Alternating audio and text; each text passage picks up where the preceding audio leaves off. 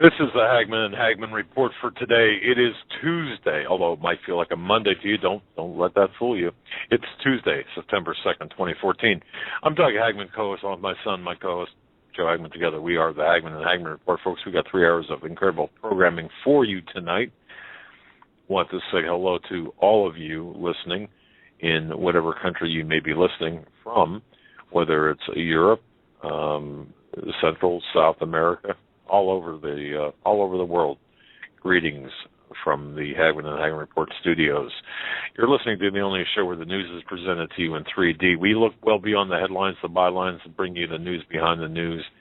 And we broadcast live. For the new listeners, we broadcast live each and every weeknight from 8 to 11 p.m. Eastern, of course.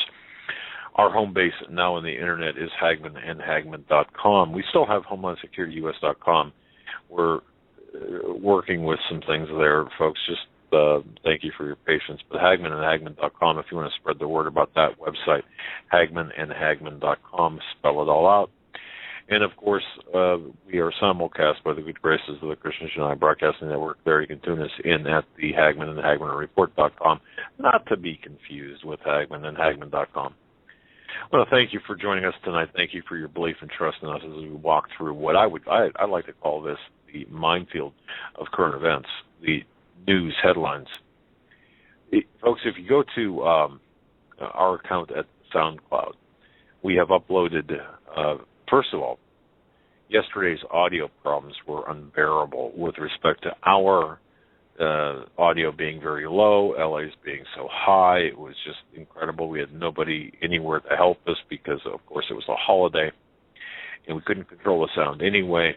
So what I did was I took the original recording. I attempted to lower LA's attempt to fix the modulation in audio and whatever other technical terms are used, but it's much more you can listen to it a lot better. So that I re-uploaded that to both BTR as well as SoundCloud. SoundCloud has got some features to it, folks. If you go on HagmannandHagmann.com and click on the link there, it's got some features to it where it gives you different options, and you can download it from there to your own player and such, and it gives you a little bit more streaming quality. And also, I uploaded here today. And if you're listening to this broadcast, it was on the 28th day of January of this year, where you spent nearly 2 hours. It was a Tuesday. It was the night of the State of the Union address, where Stan couldn't make it because of some health problems. And you had filled in for him, actually. And you gave an hour and 57-minute narrative, I suppose. And there were a lot of things that brought me to that, one of which was your message of yesterday, folks. You're going to hear, in the event you did not tune in last night because of the holiday or whatever the circumstance, we have uploaded a sound clip from W here that we'll play shortly from yesterday that we're going to expand upon. But W, in case you're listening, your voice from, I think it was one of your first public appearances anywhere, was on our show, and that was on the 20th of January. I think it was your first or second, or maybe perhaps your third. I know that you had chimed in on one program prior to that, but this might be your inaugural address. But it's titled A Message, a personal message to the listeners of the Hagmann and Hagmann Report. It's a fascinating 2-hour clip, 2-hour program, actually, 2-hour narrative. And I've got to tell you, I listened to it earlier today while doing other things, and I was just amazed at how applicable it is for today. So those are the couple of announcements. The other announcement is Stan Deo's working on a couple of projects. He's not going to be with us either tonight or next week. He's working on actually 3 different projects, and he named them in an email he spouted out for the next 2 weeks. So Godspeed for him. So yeah. But without Stan, we are going to have a great show tonight, as best as we can have without Stan. And next week, in place of Stan, we are going to have author Bill Bassar on. He wrote a book, 95 Theses.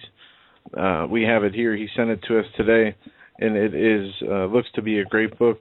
Can't wait to read it. I forgot to tell you, when you were talking to him on the phone today, I read half that book, because I got mine before you got yours. I don't know how that happened. But, and by the way, folks, the other piece of housekeeping announcement tomorrow here. Go ahead and announce this one. Tomorrow night, we will be joined by Steve Quayle, and he will be accompanied by Mr. Greg Evenson, which is always a pleasant surprise and treat and a blessing, not only to have Steve, but to have Greg Evenson on with all his health problems that he's been battling and in and out of the hospital. He will be joining us tomorrow night, and if he's strong enough to want to come on the radio, I know his message will be just as strong as ever, so can't wait for that. Oh, Steve said, and I quote, and I'm not going to even try to imitate Steve Quayle, okay? I'm just not going to try to do it. But he said, Greg is jacked.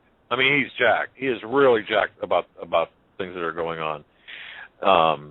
3 things: Ebola, the southern border, and what was the third thing? Oh, the Middle East. Specifically Syria and Ukraine. This is going to be, tomorrow night's show is going, folks, tell your neighbors, your friends, your relatives, your people that you like, people that you don't like, people that don't like us, people that like, tell everybody about tomorrow night, because it's going to be a fabulous show tomorrow night. I can guarantee you that. And buckle your seatbelts and make sure, if you're listening to that show, make sure you've got some blood pressure medication. If you take it, make sure you've taken it. If you've, Xanax or whatever, if that's what you need, if that's what you've taken, or if that's what you make sure you've taken your dose of that, because it's going to be an incredible program. I am kidding about that, of course, about the Xanax, but seriously, there are serious things to talk about tomorrow, and to have Greg Evenson. Did I say Jackson before? Did I say Greg Jackson? If I did, Greg Jackson, you're listening, I'm sorry. Greg Evenson. Have Greg Evenson really fired up about certain things. Wow. It's going to be an incredible program. And by the way, since I did mention Greg Jackson, I just want to thank everybody that has pre-purchased his book to really make it on the top of Amazon's bestseller list. We have matched the the books that we said we would, and we're trying to do more. I have a thank you here. I missed the name here. It was a Mercy Ministry in the chat here. They wanted to say to you, thank you for their package of the T-shirts, bumper stickers, and the books. It was much appreciated, and I can't wait to start read the Paul McGuire Prophecy of a Future of America book. Marcian Ministry. Oh, cool. All right, beautiful. And folks who have asked for bumper stickers, I've tried to get as many out as possible per day. If you haven't gotten them already, you should be getting them. It was kind of on a lark, folks, that we did this. The smaller oval stickers, we're out of the round stickers right now, but the smaller oval or the oval stickers, you know what I'm talking about, almost like the kind that you see on, they're like 3 by 4 inches. They're not that big, not as big as the ones you see on the cars that are like from Europe or whatever. But here's what our thought was. If you're driving, and by the way, what happens is you send in a request form with your postal and mailing address, and we send out the sticker. The thinking is this: you're at a gas station, you're driving by, you see another car with a sticker on it, and personally, I don't have any bumper stickers on my car except for that one, because I don't want to ruin the finish on my 15-year-old car. Okay. Yeah. But anyway, I guess the theory is to kind of match like-minded people up. And the thing I've noticed is I've sent maybe, I think, one town, and I have to double-check. I think it's either in Washington State or in Colorado. I'm not sure where. I sent like 24 to 2 different, or 12, 24 different addresses in the same town in the same state. And I thought, wow, these people are going to be tripping over themselves and running into each other. And the theory is, of course, you see something, you see that, you can introduce yourself perhaps as a listener, except, of course, if your daughter's driving, and then, of course, you embarrass your daughter, or your daughter gets embarrassed. But you get the idea. It's kind of a very subtle, there's no political message to the oval stickers. It's just all it says is, well, you can go on Hagmann and Hagmann.com and look at her logos and bumper stickers, and there it is. But it's kind of like a wink, wink, nod, nod kind of to another person that, hey, we're in the insiders club, so to speak. We're not selling you stickers. We're not asking you to put them on your what we're trying to do is build up this internal mechanism, internal infrastructure of listeners. Does that make sense, Joe? I'm not sure if I even made sense, but I think it does. Yeah. Okay. All right. Cool. All right.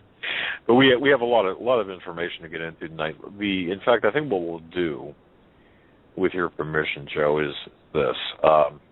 Last night we closed with, after LA, we closed with W coming on.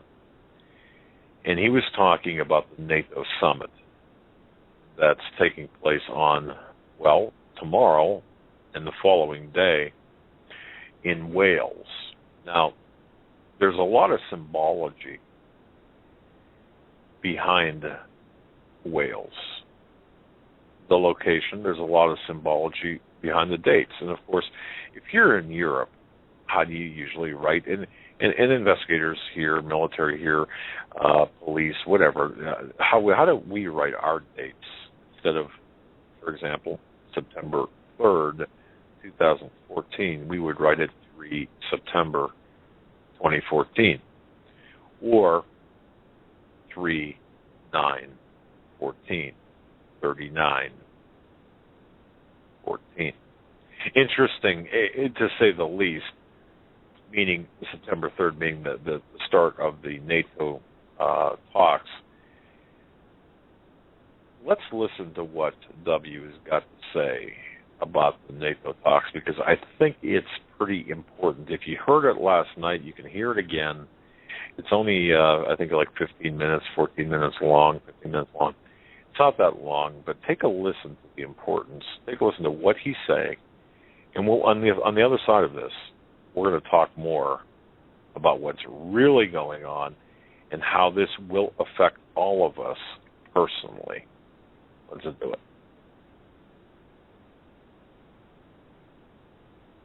I don't know if you mentioned it to your listeners today or not, and sorry I wasn't able to listen to the show until just a little bit ago, but I think it's an important thing that everybody needs to be paying attention to over the next few days. Are you aware, are your listeners aware of the fact that all the key NATO leaders are meeting in Wales September 3rd and 4th for a meeting concerning Ukraine? There are going to be more leaders, a more powerful presentation of personages than has ever been assembled in Wales before in modern times. This is a significant data point. They're bringing everybody in to have this very important high-level meeting about the Ukraine, and most of the people around the world, and especially here in our country, haven't even got a clue it's getting ready to take place. And what do you suppose they're going to be talking about at that meeting? What do you suppose is going to be decided? Remember the little Bilderberg meeting when they had the little decision, is it Hillary or is it Obama? You're going to have is it Syria or is it Syria or is it Ukraine? Which one are we going to go ahead and make our big push on? So you think, I mean, based on what your assessment is, that's what's going to be decided? They've said that they're having a meeting to discuss the Ukraine situation, and of course, this is all the key NATO players. I do think the choice of Wales for this meeting fits in with other conversations that we've had with your listeners previously about the significance of Wales. But without getting distracted on that tonight, certainly the fact that you're having all of these players assembling at this time there, and it's a very heady, important, significant meeting where important things are going to be decided. And we will live with the consequences of their decisions. At some level, you could say, well, they're going to make decisions. At another level, you might say, well, the decisions have already been made. They're just going to give everybody their playbook for what's ahead. Certainly, at the end of the day, every one of your listeners is going to be impacted significantly by whatever occurs there over the next few days. And you need to be looking at the news stories related to this. You need to be watching every little snippet of what's said and read between the lines and be thinking about it and recording it, because we'll be coming back to this later to review what was said and what actually happens. But I can tell you right now, it's going to affect your life. This is huge. It's monstrously huge. And that's not... Let's hammer this home now. For the challenged like me, what you're saying is the NATO meeting in Wales over the next couple of days, beginning on the 3rd, is really going to be, most likely decisions have already been made, and the playbooks are going to be handed out there at this meeting, so to speak, perhaps metaphorically speaking, or perhaps in reality, that will impact every one of us listening to this broadcast tonight. Absolutely, because remember, both those locations that NATO has been working hard on, Syria, even Libya, that was all NATO. Those were NATO aircraft. This alliance of countries across Europe, going after stuff, doing stuff militarily. Well, at the end of the day, this is going to affect every one of your listeners. Somehow they're going to have to live with the consequences of whatever decisions are made there, which could include commitment of our aircraft, our ships, our personnel to whatever, our politics, our State Department. Exactly. And let me remind listeners, too, and W, let me remind you of this.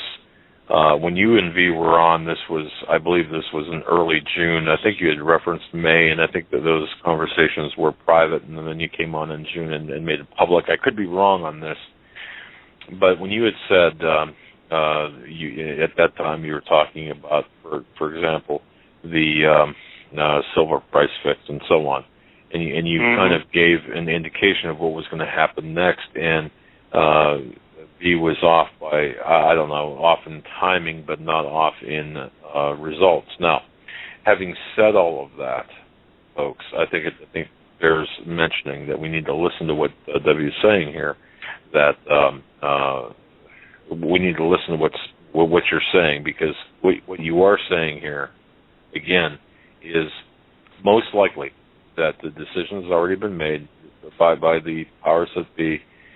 The marching orders are going to be distributed, and in fact, NATO. This could mean global thermonuclear war, could it not? I mean, is that what's? I saw some of the people referencing that. I don't think that's at all what's afoot. I understand the logic for, projecting that possibility, and certainly because we do not have good conventional options. Even a relatively minor escalation could put us in a corner where somebody could, conceivably choose that kind of an option. But I think saner minds will prevail. And besides that, this is a dance. We're being positioned like in a chess game for something bigger that's yet further down the road, and all of the pieces are not in the right place. Now, just as one aside, I've mentioned this several times. I want to mention it again. Silvercoat. As I said, even at the time, and I repeated it a number of times, so I hope people are listening to what I'm saying here. The code was a quarterly code.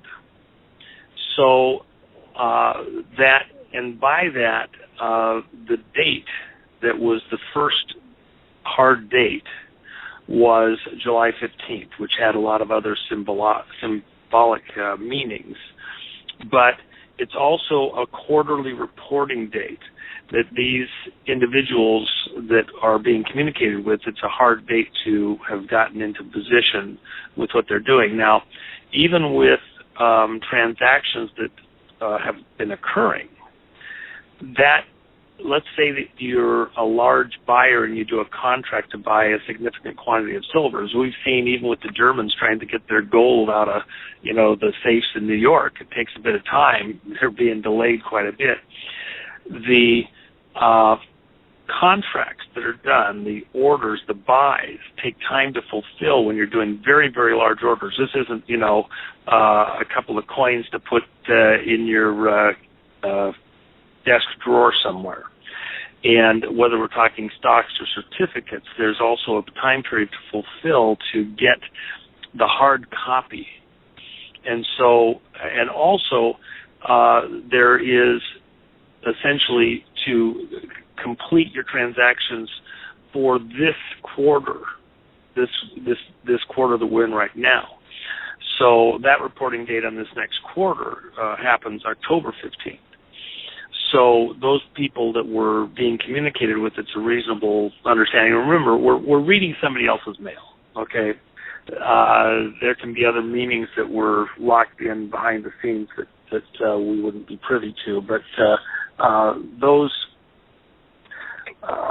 folks are getting in position before this quarter completes itself. So all of these events are coming to a head right now. Of course, you saw Rick Weil says he's going to go hide in his bunker somewhere for a couple of months here in the next 30 to 60 days. We have other people that are doing similar things. But, of course, they're just watching the tea leaves like a lot of the rest of us are. When we look, though, at the Ukraine situation, remember, and this is what V and I had discussed, is that the Russians are great at having a winter position. They're equipped for it. They have the training for it. The Ukraine may not be very capable of doing that. Plus, it's right there in Russia's border area. It's close to home. It's easy to work with. The logistics are relatively simple. Now, Russia's on the ropes financially. People don't know that. They think they're just strong and they're in great shape. They really aren't. They're in tough shape, very tough shape. But if it's do or die, which it is for them, they will do what they have to do to survive. And that's the other thing that people are not putting in the equation. For Putin, for his crowd, this is do or die. Failure is not an option. So they will do what they have to do. You've pushed them into a corner. We've been encircling them for quite some time. He's coming out of his corner. To move forward in the Ukraine, he can make a pretty good run into Ukraine, secure the easiest locations, even up to Kiev. And just look at a map. Look at the western, farthest west region of Crimea at the south side of that region, and just draw a line straight up to the left of Kiev. All of that's easy terrain to own and control because it's wide open and it's flat. It's like the Midwest. As you go further west, you get into rolling hills and then some pretty serious hills. And that terrain is much harder to own and control and work in. They don't care about that, and there's not much industry out there, and there's not much of a prize there. So Putin's not going for anything difficult. He's going for the low-hanging fruit, and you have a lot of Russian population there in that eastern Ukraine area, and the people, in large measure, are rethinking, their first, thoughts to the people that were pressing hard this IMF push, etc. So time is working in Putin's favor in this case. NATO is pressing hard with its position, and of course part of the decisions that will occur at this meeting will be how they're going to stress Putin, how they're going to maneuver to push him back and circle him, whatever, how to proceed with the confrontation. And it will be an escalation of this confrontation. And the unexpected can easily happen. We're in uncharted waters. The Cold War is being ramped up, but any miscalculation on these players' part, they push too hard, they push it the wrong place, and it could erupt into something else. And remember, through all of the Cold War, we engaged through proxies. Even in Syria, we're dealing with a proxy of Russia. I saw some comments, we could easily take Syria if we wanted to, and the Russians would be hard-pressed to stop us. I have some problems with that. If you remember, when we went into Iraq, both the first and second time, we spent a very long time, 6 months, during Desert Shield before we went to Desert Storm. And getting everything in position, building up, getting everybody ready, and then softening things up for several days before we seemingly just waltzed right in. Anybody that thinks it's going to be a cakewalk going into Syria or a cakewalk doing anything in Ukraine does not understand the logistics. And by logistics, that means how you get stuff to the battle. Personnel, equipment, resupply. And it's one thing to do a battle for a day or to do a little missile strike here or there. It's another thing to sustain it. And it's a long ways away for most of our partners and for us. And it's right next door for Russia. And people fight different when it's at the front door. So I just think that there's a lot of, room here where we need to be thinking about what's going on. And I've seen a lot of comments, we should have done this sooner, we should have confronted Putin harder, earlier, etc. I just think they're not really understanding how we got to this exact moment in time and what's in play. So, we don't have time right now to get into a big, long discussion. I'm just saying, pay attention. This is important. We'll come back and review it later. But everything about your life is in play right now, and ultimately, this is all about the dollar. And things, conversations we've had 100 times thus far, that it's too much to go into right now, but it is coming to a head very quickly. And I don't expect collapse tomorrow. Don't anybody misunderstand. We have time, but this is a key milestone. This is a key data point. Pay attention, because this is cinching down the noose again a bit more tightly. There's a lot at stake here. Understood. Very well said, very concisely said, very nicely put.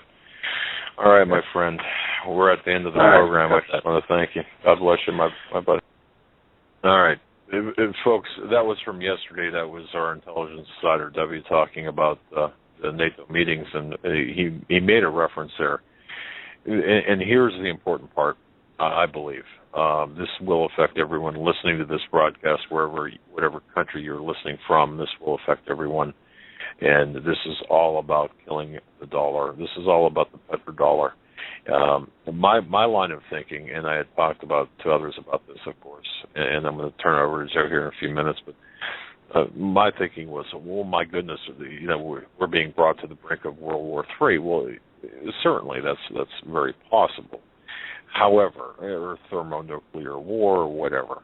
But if you take a look at the softening of our military, both from within and without, the spreading out of our military, the intentional spreading out, and then concurrent with that, what Obama has done to our military, just like a Manchurian candidate, a Trojan horse would do. Look what he's done. So is the military option the most viable or the most logical option? Well, not necessarily. And I contend that they are going to come after the United States asymmetrically. In fact, they've already come after the United States asymmetrically. When I say they, I'm talking about the people above the faces in government. I'm talking about the globalists. What's happening here, at least in my view, based on my research, and this is why I think that clip from W is so important, is the fact what he's saying is, look, there's a bigger game being played.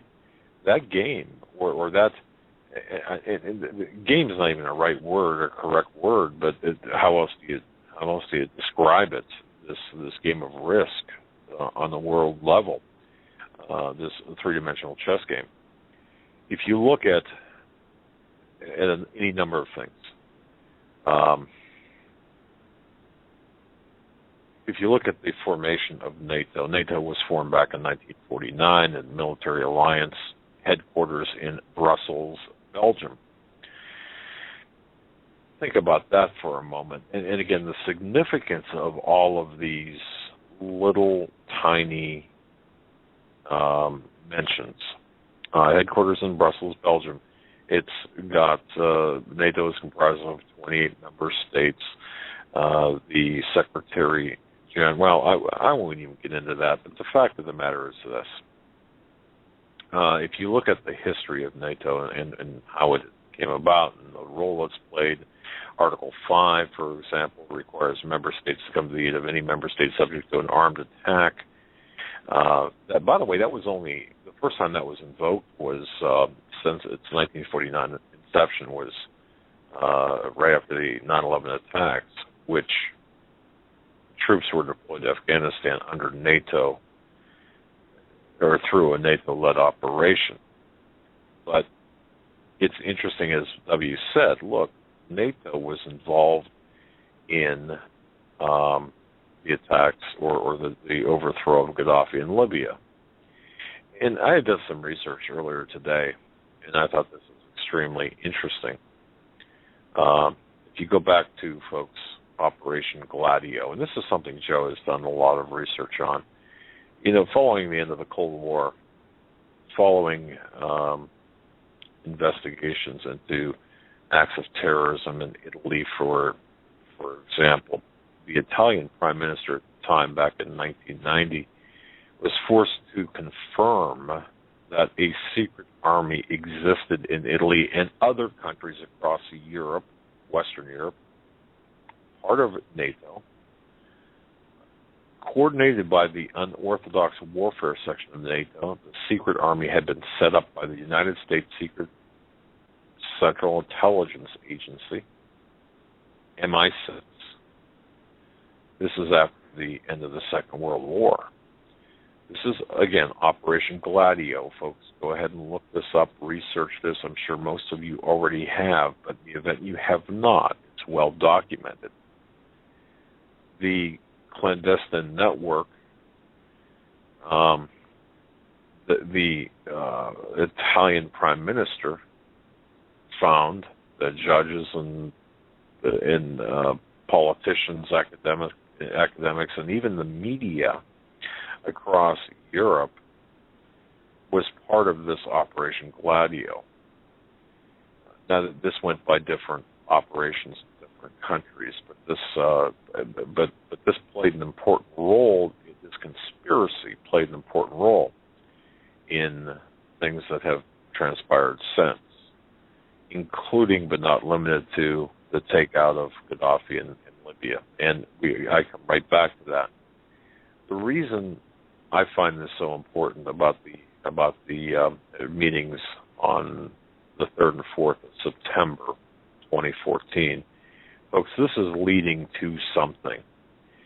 These meetings, as W had indicated in that clip, are much like the Chantilly, Virginia meeting where Hillary was decided that she would not be the Democratic nominee for president, that Obama would finish or to start and to I want to say finish, because I believe that we're in the end game here, the operation of the New World Order, which is mentioned so many times, especially in the context of NATO and from NATO and these different operations. But I believe what we're going to see from this, we're going to see three things from this. And I'm going to turn it over to Joe. Number one, we are going to see a pushback by Putin, by Russia, because of NATO, but against the United States and Western countries. And that pushback is going to take place against the dollar. With the complicity of the globalists within this particular renegade chief's regime.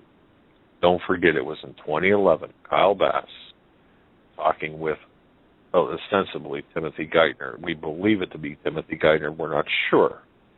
Talking with somebody who had the authority to talk about the economy, about the treasury, about the money supply, that they would simply kill the dollar. That was their agenda.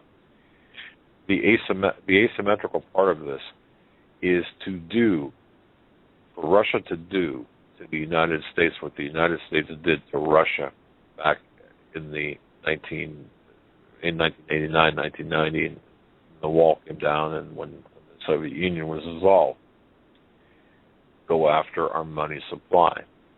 Do you realize the calamity that would cause, not just people here in America, but those of you listening in Canada, Great Britain, in every Western country? If there is any country, if you're listening to this and your money is tied to the dollar in any way, shape, or form, you will suffer immensely. That's been the plan all along, to set up the U.S. up as a straw man. And of course, and none of this happens in a vacuum. You have to understand that. Look at the timing of the taking out of the silver price fix, and then, of course, as V had and W both had so accurately predicted, this electronic silver price fix, which is still fraudulent. Look at all of these things that have happened all around or within the orbits of the U.S. dollar. This is what it's all about. And of course, the situation in not just Ukraine, but Syria as well, the renegade in chief, the globalists are still going after Syria. This Ukraine is also a push against our actions against Assad in Syria. In Zbigniew Brzezinski's book, The Grand Chessboard, American Primacy and Its Geostrategic Imperatives, written in 1953, and this is a book that I don't have a print copy of, just an e-copy of, and Dad, I'm sending that your way just so you have that on file.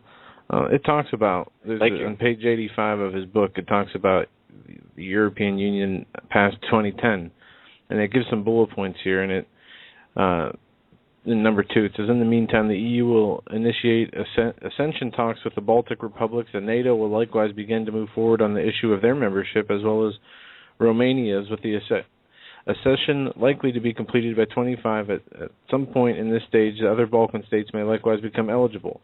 Goes on to say number 5, somewhere between 2005 and 2010, now this is written in 1953, remember, Ukraine, especially if in the meantime the country has made significant progress in its domestic reforms and had succeeded in becoming more evidently identified as a Central European country should become ready for serious negotiations with both the EU and NATO. And there's areas circled in this map on page 85 of the book, Beyond 2010, the critical core of the core of European security, France, Germany, Poland, and Ukraine. It says that will collaborate within the EU and NATO and have deepened considerably, especially in the area of defense. The collaboration will become the western core of any wider European security agreements that might eventually embrace both Russia and Ukraine. Given the special geopolitical interest of Germany and Poland in Ukraine's independence, it's also quite possible that Ukraine will gradually be drawn into a German-Polish-French relationship by the year 2010. Goes on to cite there. A little off on that, it says, whether the above scenario emerges in a benign fashion or in the contents and intensifying tensions with Russia is of great importance. Russia should be continuously reassured that the doors to Europe are open, and as the doors to its eventual participation in the expansion of the transatlantic system of security, and perhaps at some future point a new trans-Eurasian system of security. And it goes on to say that Russia's relationship with Europe will be deliberately provoked by the role of Ukraine. And it deals with that more in the next chapter, it says. In fact, folks, what we'll do as soon as Joe sends this to me after the show, if you go to Hagmann and Hagmann.com, what I'll do is I'll create a resources page, and you'll have to look for it in the main menu. You hover over the words and, of course, look for it. What I'll do is I'll put this up as our first download for you guys. It's going to take us 10 years to put a resource library together. Oh, my goodness, I know.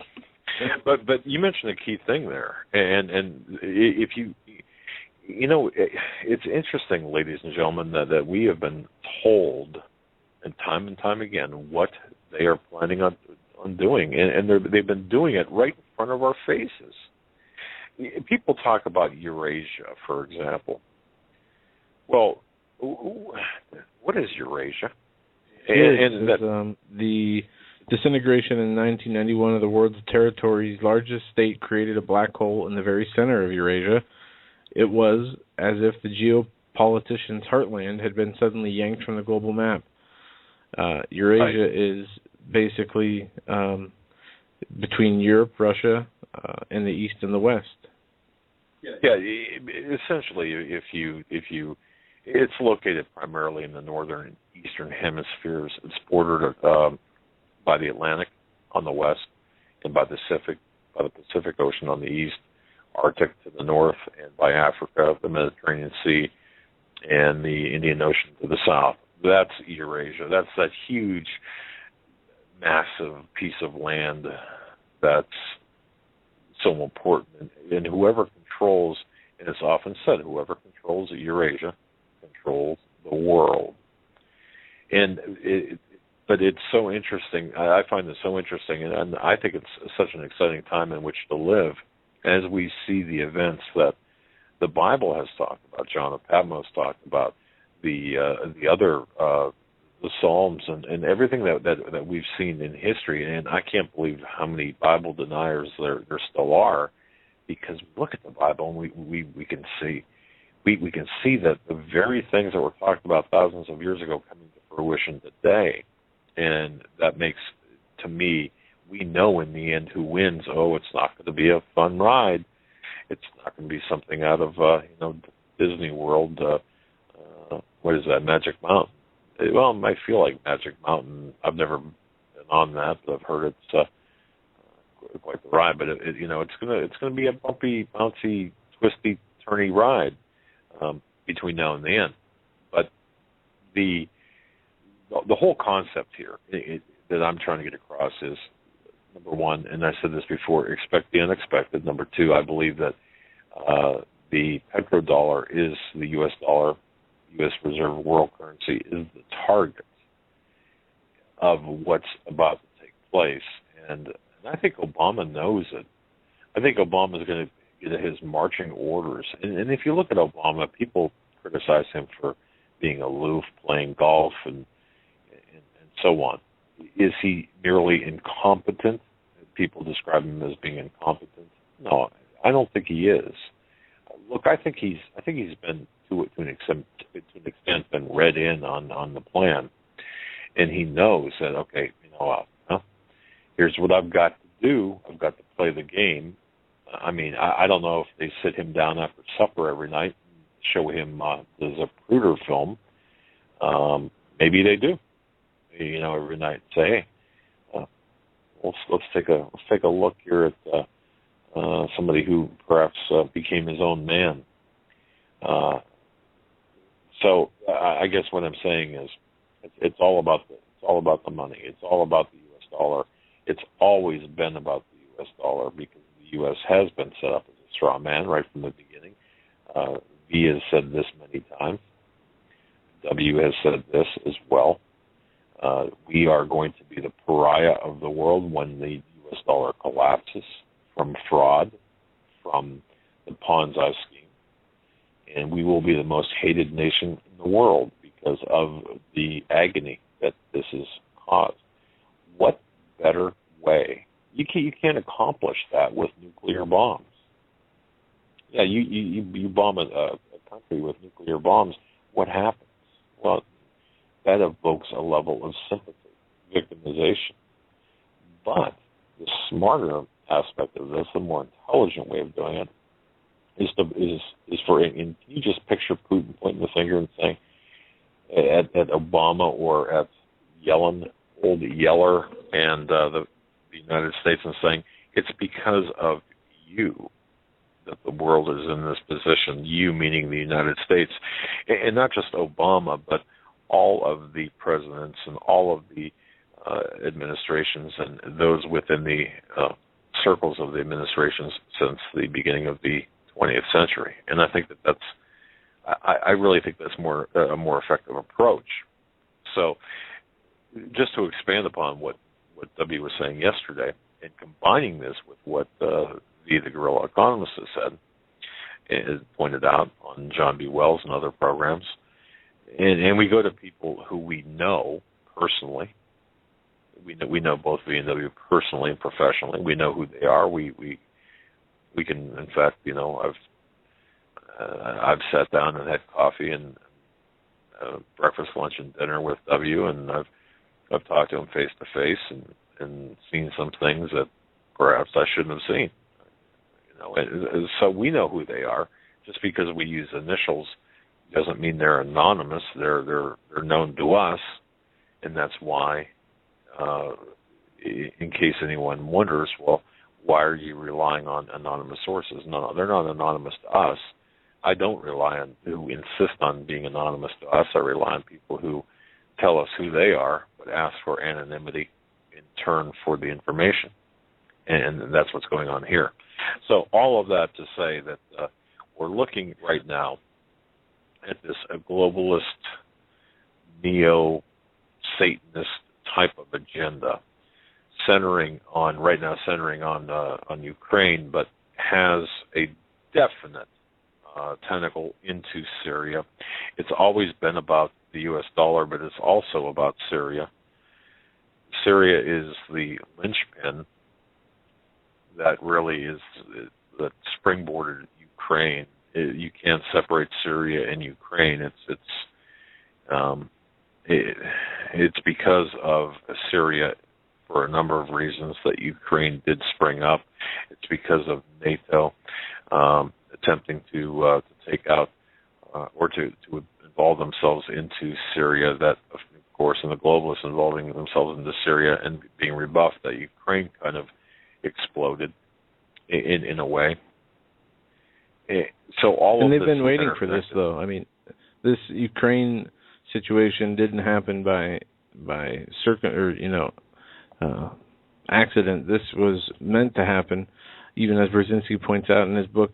The consolidation of a sovereign Ukraine will redefine the Central European state and will engage a closer integration with Central Europe. It's critically important to this component of such a policy, fostering a relationship with such strategically pivotal states as Azerbaijan, Uzbekistan, in addition to more generalized open Central Asia. in spite of Russian impediments to the global economy. The large-scale international investment and increasingly capable Caspian Central Asian region would not only help to consolidate the independence of new countries, but in the long run would benefit a post-imperial democratic Russia. And it goes on to talking about a new ruling order, a global economy, a global order put in place by the new ruling elites at a time where the world powers will have been broken down into one entity being controlled by a global elite in the future. And isn't that what this is all about? It's all about creating a one world order with a one world currency. And folks, have you noticed the reports that four Western banks were cyber attacked, and information was obtained by these four Western banks? Now, if you go on various political websites, and I mention Free Republic all the time because supposedly they represent the conservative, the Christian right at times. And it seems like I might be picking on them. Well, maybe I might be picking on a few of their supposed intellectuals or academia type people. But what they're not, when they talk about, for example, blaming Russia for cyber attacks, it's only, the discussion only goes just one layer deep, when in fact this is so much deeper. When you look at cyber attacks against Western banks, and perhaps Russia being involved in that, well, how does that fit? And I'll toss this out to the audience because, once again, I truly believe that every listener to this program is a far cut above anyone else out there in any other program. I don't care if it's Rush Limbaugh or Sean Hannity or what program it is. I believe that you're a much more PhD level audience than they could ever hope to have. But having said that, I just urge everyone to look at the bigger picture and watch very carefully at the small or seemingly unrelated small things that take place, the attacks, the cyber attacks against the Western banks, and then have it blamed on Russia. You see what's happening here? The gradual erosion of these attacks against our economic infrastructure. There are dual use and sometimes triple or quadruple use. These are events that could have multiple purposes. For example, attacking the computers of the Western banks to steal identity information or whatever, blaming it on Russia. That of course will inflame, make it personal to you, especially if it's your account that gets hacked. That's number one. Number two, it's really an act of war in a larger sense. Thirdly, it does bring down the infrastructure, the economic infrastructure of the United States. It wears it down further, makes it more vulnerable, kind of like walking into Iraq, as W had said yesterday. Don't forget, storm to Desert Shield, the prep time was 6 months plus, and of course we sent in troops before and scouts and what have you. So this is a preparatory period for the dollar takedown, and you take down the dollar of the United States. Well, what happens? We lose a great portion of our sovereignty. We lose the ability to, we lose a lot with respect to energy, the military, our military, the extension of our military power across the globe. All of this plays into that economic factor. It's hard to gas a tanker or an aircraft carrier when you can't print money, or when you don't have. Think about the ramifications with respect to the military, and then of course here at home, the disruption that would occur in supply lines. Now, the people, and I'm convinced of this, the majority of people will not really complain until they can't drive to Starbucks, or if they drive their Prius to Starbucks, or can't drive their Prius to Starbucks, or whatever.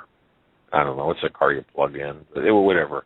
It doesn't matter. But because of the lack of gas or lack of energy or whatever, then it becomes aggravating and personal to them. Then they'll sit up and take notice. Or when they go into the grocery store and say, well, I'll just, what are we going to have for supper tonight? Well, let's grab something at the store, or one of the ready-made meals of some kind, or whatever. And all of a sudden you can't do that. This is it doesn't take a spectacular city just being wiped off the map to destroy a country. Now, does that preclude an act of terrorism domestically? No.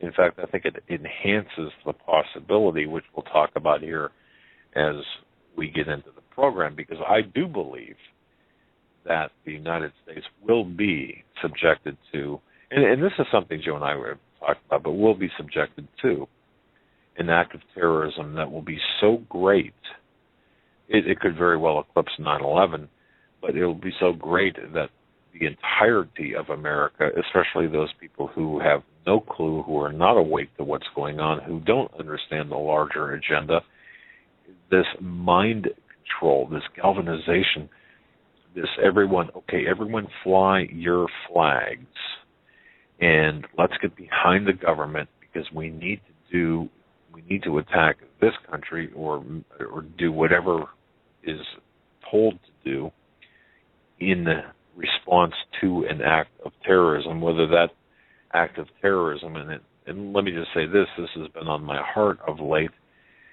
I've been thinking a lot about Las Vegas, Nevada.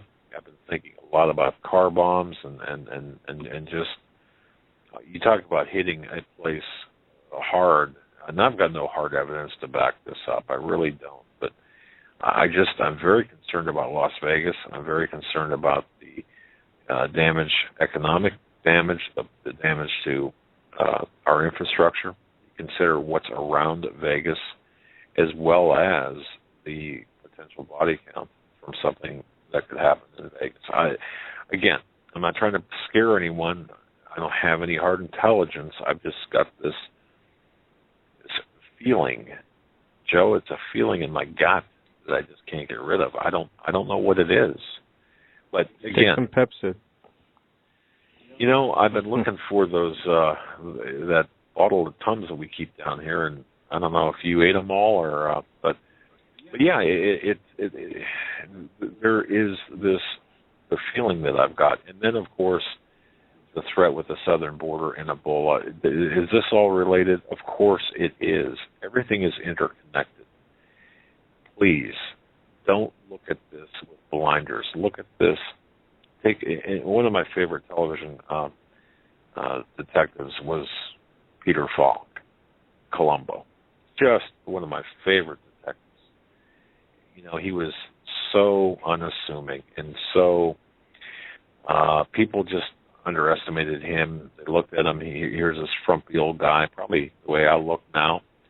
And if you're old enough to remember the television series from the 70s, 68 through 77 or 78, if you remember that, I don't even know how I got off on that, but I guess all I'm saying is look at everything. Take your blinders off. Look at everything. He saw the bigger picture. I guess that's where I was going with this. He saw the bigger picture. He didn't rule anything out. He thought outside of the box when others were saying, well, it's got to be a suicide, or it's a clear-cut case here. Look at the evidence. All the evidence points to this. And it always did. Except he would find that one thread, that one piece of evidence, that one fingernail, or that one hair, or that one thing that was out of place, and be able to refute the entire crime scene. And I know it's fiction. However, the philosophy is the same. We'll be right back after these short messages. We're going to come back. No standout tonight. For those who joined us late, he is otherwise tied up in a previous engagement and will be for the next 2 weeks. So we're going to be back hitting the headlines and taking your hour number 2 of the Hagmann Report this Tuesday, September 2nd, 2014. I want to say hello to Ben P. in Brisbane, Australia. Thanks for tuning in. Also, a special thank you to Debbie S. and many others who have sent emails in to the show. Georgia Lee and a few others that I haven't even got to yet are getting a chance to read, but we want to thank all of you for sending your email, your comments, your compliments, and any issues you guys have. We really appreciate it. And we will always read those on air, especially from people listening in other countries. If you're listening to us in another country and you want to let us know, please send us an email.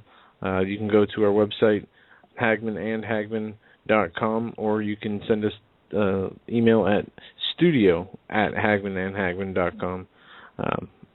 And if you have any trouble, just search our names. You can find our websites. The emails are right there on the websites. First story we're going to get into this hour is something I see people have been discussing in chat. It is about the missing jetliners. Missing Libyan jetliners raise fears of suicide airliner attacks on 9/11. I talked with my dad about this story when I saw it pop up earlier, and I missed one of the very first sentences, and he caught it right away, and he said, these have been missing for a while now. And it goes on to say in the first paragraph, Islamist militants in Libya took control of nearly a dozen commercial jetliners last month, and the Western intelligence agencies recently issued a warning that the jets could be used in terrorist attacks across North Africa.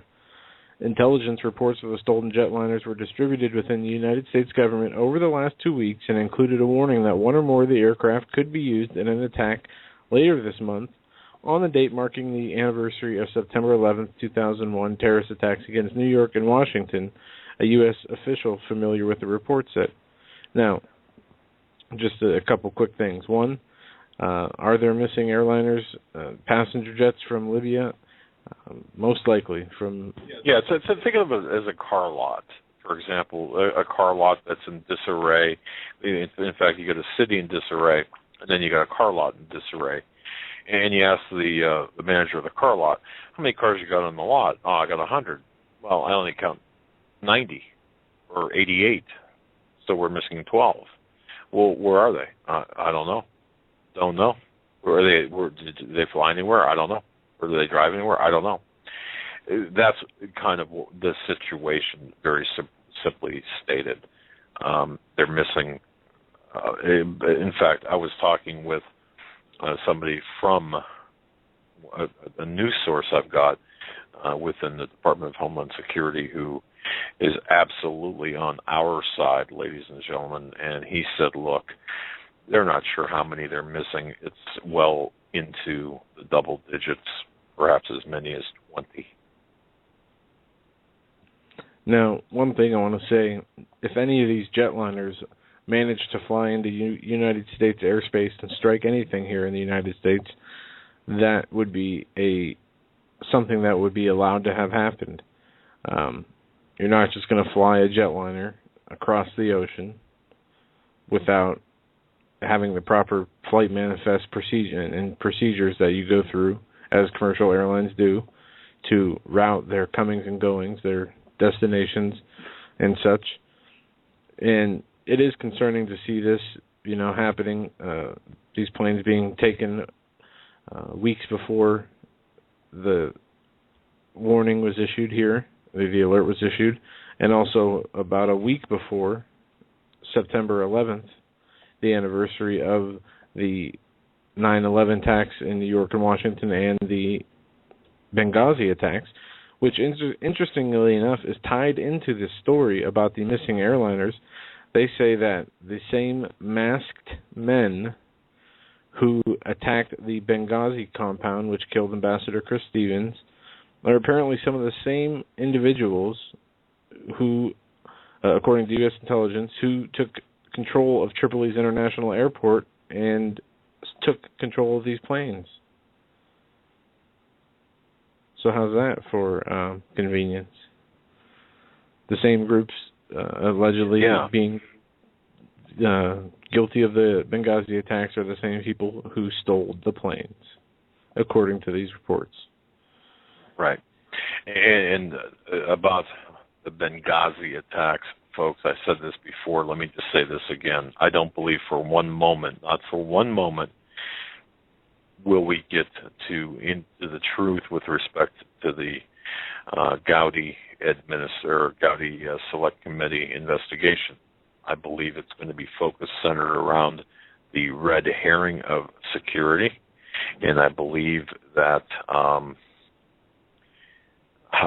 want to be very delicate how I put this. I do believe that there has been and is infiltration in various committees of people who are, the entire government's been infiltrated. Of course, we know that, but very precise infiltration that will lead the American people, that will lead the investigative committees, that will lead Trey Gowdy away from the truth. And the truth of the matter is, we had massive arms running operation. We were on this, and this, I've got to thank W for this, because within hours after the Benghazi attack, he was telling me, here's the story, here's what's really going on. And I know that people at Fox News refused, absolutely, positively, without any shadow of a doubt, against the wishes of people such as Adam Housley and Jennifer Griffin, absolutely refused to air the truth. It would be, why? Because it was, quote, too edgy, end quote. Now, to some of you who are listening in government agencies, you know exactly what I'm talking about, don't you? So, yes, all of this is connected, and isn't it rather convenient? This would also suggest to me, perhaps, Joe, and I'll ask you this, and folks, I'll ask this in general, is this not perhaps a way of making Obama a do I call him a sacrificial lamb in a way? And I know that the two, you might think, well, wait a minute, you're this is double speak. In one part, you're saying we're not going to get the truth, and the renegade in chief is being protected. Yet, in the other side of your mouth, you're saying, well, Obama is going to be, kind of like a sacrificial lamb in this. Well, the agenda versus the person are two different things. The agenda can be, in other words, if you're an employer, you got somebody working, your agenda is to do one thing, and the person you got working for you is not, is of no longer use to you. Well, what do? You find another person, or you vilify that person to the extent where he goes away. He's got to go away. This is what I'm talking about. I don't know if that made sense, but you get the idea. So it's somewhat complex, but it's not that complex where we can't understand all of this. By the way, I did see this in the chat room as well. People talking about Shemitah years, and of course the Shemitah this year starts. I happened to see. I was in the middle of the night. I was in my office, and Shemitah starts on September 25th of this year and goes to September 13th of 2015. So those, let me just reiterate that. Shemitah starts on December 25th of 2014 and extends through September 13th of 2015. For those of you who follow Rabbi Jonathan Cahn and the Harbinger, and of course the parallels between the Bible and what's taking place today. And if you go back and look at every 7 years is a Shemitah year, and if you go back through the years. Of course, you've got 2008 with the economic crisis, and 2001 with the 9/11 attacks and the economic crisis that is present. Any importance to the number of jets missing, meaning 11 jets being absent? I know it's just kind of rough. How about 19? They say 11, and that's a good point you brought up. 11. Okay, and I'll even kind of go a step further. And I know people were, in fact, people were making fun, for example, of Joan Rivers, being front page news. Look, there are certain things that take place that I believe are indicators or messages. Or you might think I'm totally crazy when I say this, but did you see how the ISIS beheading video? They beheaded another journalist, but they're saying that they released the video too early by mistake. I didn't catch the too early part. Yeah, I'm seeing reports of that. They were not supposed to release it yet, which for whatever reason, what in the world would they be possibly waiting for? What purpose would it serve to release the video sooner or later for them? It's interesting you say that. Hold on a second here. All right. Well, I'll wait to see if it comes up on the studio page. All right. It's interesting you say that, because there was a lot of talk, wasn't there, Joe, about the possibilities of these being fake, these beheadings being fake. Fake in the sense that they were not carried out in the location or way that they were perpetrated on the videos. They were done in a different area. People have been saying that they are staged. The beheadings were real. They just were not carried out in the manner that they were shown on the videos. Well, I took, I'm certified in the forensic, one of the blood spatter analysis. And I can tell you this: you behead someone that's alive, it's not a very pleasant thing, number one. Number two, it's messy, and you could tell by the arterial spurting and such. The images, the video and such, look, it's not consistent with what is being reported. Does that mean that they're not dead? No, that's not what it means. It just means that there are some questions that need to be answered. With that phone, bring W on for whatever W's got information, whether it be about NATO or the missing aircraft.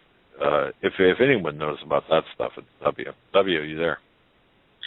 Yeah, I am. I only have just a minute or two, but we do have to understand that we're being gamed here, and to say that we don't know everything that's moving in that airspace, especially in and around Tripoli, it's just silly. It just isn't true. So anything that left there, we know where it is and we know where it went. And we may not have known who was flying it, and it may not have got clearance to go somewhere. All the more reason why we'd have known where it was going. We've been paying closer attention. So they did have quite a few aircraft. They had like 37 really top-of-the-line aircraft, I think 50 total, but 37 that were really quality stuff in their commercial fleet there. And there could be some accounting things where it's left somewhere, or a leaser has picked it up or something like that, but I don't think that's the case. By the way, hold on one second. I love it. Live radio is always great, isn't it? Yeah, all right. Sorry about that. The other thing that I'm very concerned about is with this situation going on over with NATO, what has to be understood is that what they're doing is strategizing who's going to make which move and how they're going to play the different plays that come afterwards. Who's going to step in here, who's going to step out there, especially as relates to Germany. Germany is really a very, very, very key player in this. France as a second, as a backup in this march to corner Putin. I'm glad you brought that up. Of course. Yeah, I'm glad you brought that up. Germany, thank you for bringing that up. Go ahead. The oil gas issue is monstrously huge because these people have to have that fuel coming into the winter. So these plays can't wait till January to occur. They can't even wait till Christmas time. They have to occur now so that the options can come into position. If you're going to do things that favor Germany or France, you need to get them locked in right now. If you're going to allow the situation to fall to Putin's advantage, you let it take longer, because the closer it gets to the cold dead of winter, the more at risk you are that if you haven't got options in place that are strong options, you're caught flat-footed. You got a bunch of people dying. At the very least, you got industry unable to function because they depend on that fuel supply from Russia. And from the political standpoint, as you get closer to that moment, those governments are going to be much more favorable in any decisions they make to what Putin is suggesting or offering. So the situation is coming to Putin. That's why all these plays had to happen in the spring. And I will mention, too, we talk about the numbers all the time. One of the numbers that has not been mentioned and is a really interesting number, it almost started the year. When did the riots become violent? What date? January 17th, 2014. That is the day that the riots turned violent. And what did we see through the remainder of the year? 17 everywhere. So it's very important that people understand that there's almost a theme that was set from the beginning of the year with the 17 stuff, and with the numbers. I do think that, of course, and I heard what you mentioned earlier on the 3/9/2014, and I don't know if your readers or if your listeners heard that and understood it correctly. The one thing you should have added there possibly, these people look at 9s and 6s upside down. And so a 999 is just an inverted 666. But there's one additional aspect to that that's rarely ever mentioned.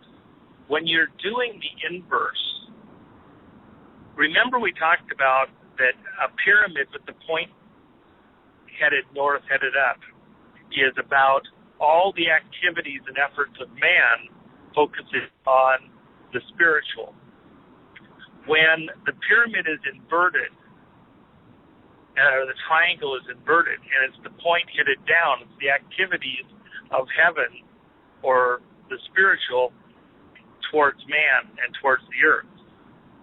So if you're looking at a 666, that might be man's viewpoint, and it's the number of a man. But if it's inverted, if it's a 999 as 3 9s, or 3/9/2014, starting this conference tomorrow, that's the inverse. That's the spiritual to the earth. And so we ask ourselves, especially knowing that Wales, with all of its spiritual significance for so many of these players, we look at that 999, 666, from a heavenly viewpoint, it's flipped over. From their perspective, that would be a heavenly viewpoint or a spiritual viewpoint of significance looking to the earth. And that's why, remember, we're looking at other people, how they view stuff. For us, this is silliness. It's ludicrous, but for them, it's important, and this is how they believe they win the game. So we have to know how it is that they might view things or think, and why they do things the way they do, what the significance of it is. And so we look at that and we go, well, could it mean something? Yeah, no doubt it does mean something. It means a lot.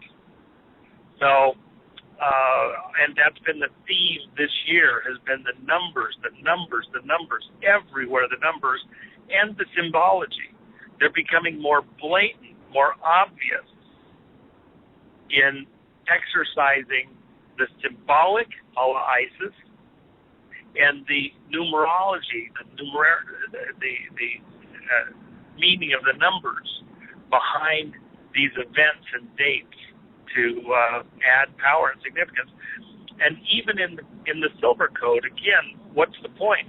Because they're tattooing, they're embedding, they're marking all of these instruments, all of these time dates, all of these regions with their symbology, their numbers, tied to their mythology and their mythological meanings and desired outcomes. That's the whole point. They're marking their turf, if you will. And so we have to be watching, because from right at the very beginning of the year, what did they do? 117. That's the beginning of the riots. And that really has been the denominator of all these events through the year. And what was that 117 about? It was the response, as was ISIS, the response to the resistance of the American and European peoples to being put into another wartime setting in Syria. The fact that we would not comply and that we were resisting, as is our natural intent and desire, not to be at war all the time, not to constantly be in a constant war, a perpetual war for peace. And that's what we're in. Constantly told the terrorists are coming, constantly told it's almost over. And even, I would say, the Ebola. We have been resisting, and we are being dealt with. This is far from over, but they're going to crank the screws tighter. We have to be ready for it and understand that, it's not wrong to resist. They're going to fight with what tools they have.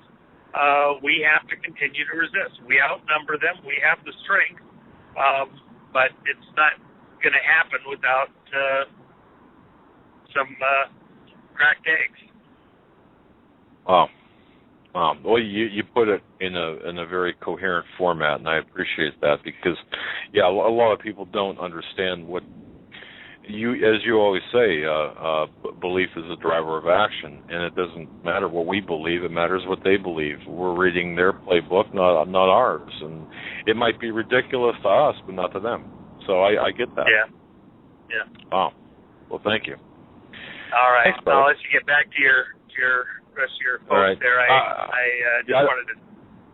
Did you happen to hear? Did you happen to hear yourself earlier on the show? Just a couple of minutes. I've been getting phone calls from the Mideast all over the place, and I've had a number of conversations all day.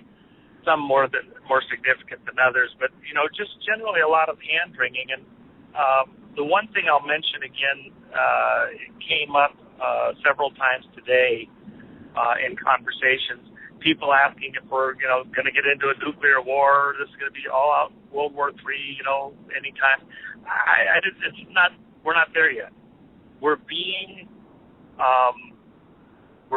prodded with cattle prods and down the cattle chute, but the stage is not set yet, and there's a lot that still will have to occur. So does that mean that we couldn't have some pretty dramatic events occur? No, I expect some pretty big flashbang events, potentially even over just the next few weeks, let alone the next couple of months. but they won't be World War III, and they won't be. I do not expect, for example, nuclear weapons to be used. Other than certainly, we know that some tactical nukes were used twice in Syria already, and could there be something like that? Yeah, but nobody's going to be spectacularly dancing on it, making a big thing of it. They're going to poo-poo it and say we're all nuts if we note that. But big ones, I just don't think that's it. And even to an EMP being happening here, the one thing I would add, and it occurred to me earlier today. If you remember, and you mentioned Oklahoma earlier, I think, actually it might have been Jones that mentioned, I heard some of Jones earlier today, and who I really, Alex is just right on. He's doing a great job over there and trying to stir people up and have them understand. You've got to pay attention. You can't be, just a naysayer all day long. You've got to realize we are in a real war right now for hearts and souls, and we're being gamed. There's a psychological warfare going on to try and get us to do what they want, to fool us into doing what they want. But the nuke situation is such that that just doesn't make sense. Other than my concern is the next strike probably won't be San Francisco or New York or someplace like that. It's back to some Midwestern location. It's Heartland America stuff to let us know they can get to us anywhere. Or, the speculation has always been for quite some time, some event in Chicago. Something to let us know that they can reach us anywhere. So, but as an aside, I did hear what you mentioned about Las Vegas being on your mind, and I go back to one thought that occurred to me a while back, and it was just a passing thought. But the World Trade Centers, what was one of the interesting aspects that is not widely discussed now, but it was quite a few years back, was the unions had insurance policies that essentially were double indemnity type policies where they got paid twice if the towers came down. So they didn't just get paid once, they got paid a couple of times. So that was worth more for them to be ashes and rubble than it was for them to be intact. Right. Well, Vegas has got a water issue. It's actually got a few years of water, but it looks pretty dire. But if you actually thought that events were going to make it unusable for a bit, maybe crashing out with some kind of an event or scare, even the illusion of an event, that doesn't destroy anything, but just made it unusable for a little bit.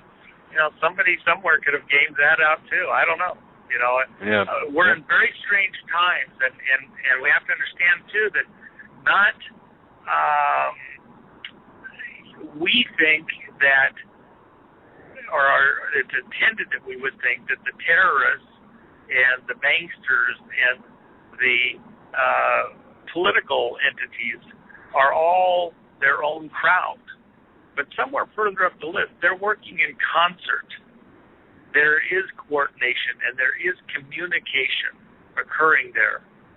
And so players are given assistance to protect themselves, information, as the Silver Code shows. So is there events ahead that could radically affect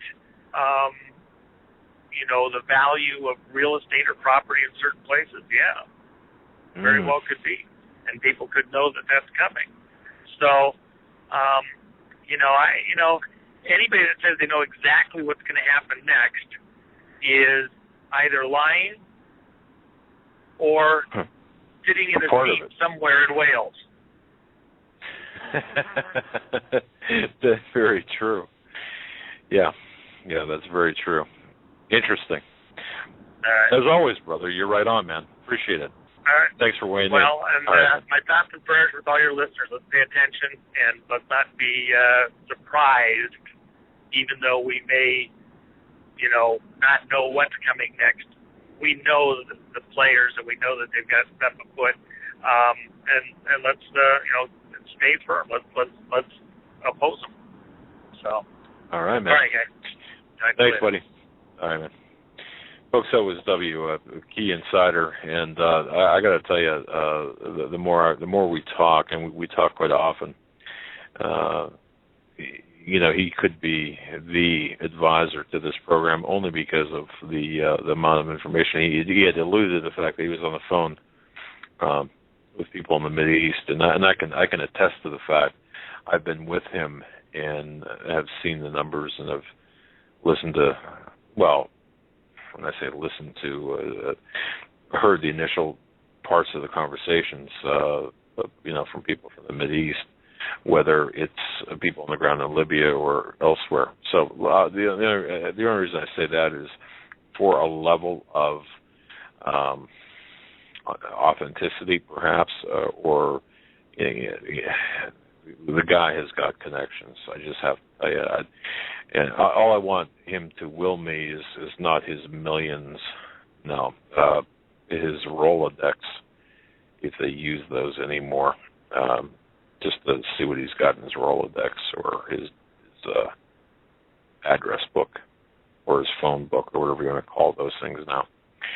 Very good, Joe. Yeah, that was good, and thank you, W, for calling in. This is from Fox News. Source: Obama given detailed intelligence for over a year about the rise of ISIS. President Obama was given detailed and specific intelligence about the rise of the Islamic State as part of a daily briefing for at least a year before the group seized large swaths of territory over the summer, a former Pentagon official has told Fox News. The official, who asked not to be identified because of the president's daily briefings, is considered the most authoritative classified intelligence community product analyzing sensitive information and sensitive international events for the president, said the data was strong and very detailed. The source said a policymaker could not come away with any other impression. This is getting bad. Obama, unlike his predecessors who traditionally had the document briefed to them, is known to personally read the daily brief. The former Pentagon official who has knowledge of the process said Obama generally was not known to come back to the intelligence community with further requests for information based on the daily report. The claims come as the Obama administration continued to launch airstrikes against the Islamic State targets in northern Iraq and ways to whether expand that campaign, particularly into Syria. That brought me to another interesting article I saw today on InfoWars, and I wanted to kind of go over it with people and see, especially you, Dan, I want to hear what you think about this. It was a story about war, about how the perception of Americans went from no war in Syria a year ago to now we see, or they're saying we're seeing a call for war. I'll have to find it in my history here. I don't see it. Yeah, I know what you're talking about, though, and I think it's very cunning. I think what they're doing is extremely cunning, folks. Because what the people were uprising against with the strike on Syria was the taking out of the Assad regime. This is different from the striking at the ISIS forces, or is it? I guess the question needs to be asked. And the article is here: war propaganda works. A large majority of Americans now want military action in Syria and Iraq. Right. And for example, you see these graphic images, and I find what you said earlier, Joe, about, whoops, we released this a little bit too early, for example, referring to the journalist, the beheading of the journalist. Now, if you think about this, ISIS being behind this, why would the timing of a beheading, what would cause that, for example? What would cause them to say that? There's only one reason, and that's for propaganda purposes. In other words, timing has got to in their mind, has got to coincide with some other event or series of events to sway public opinion.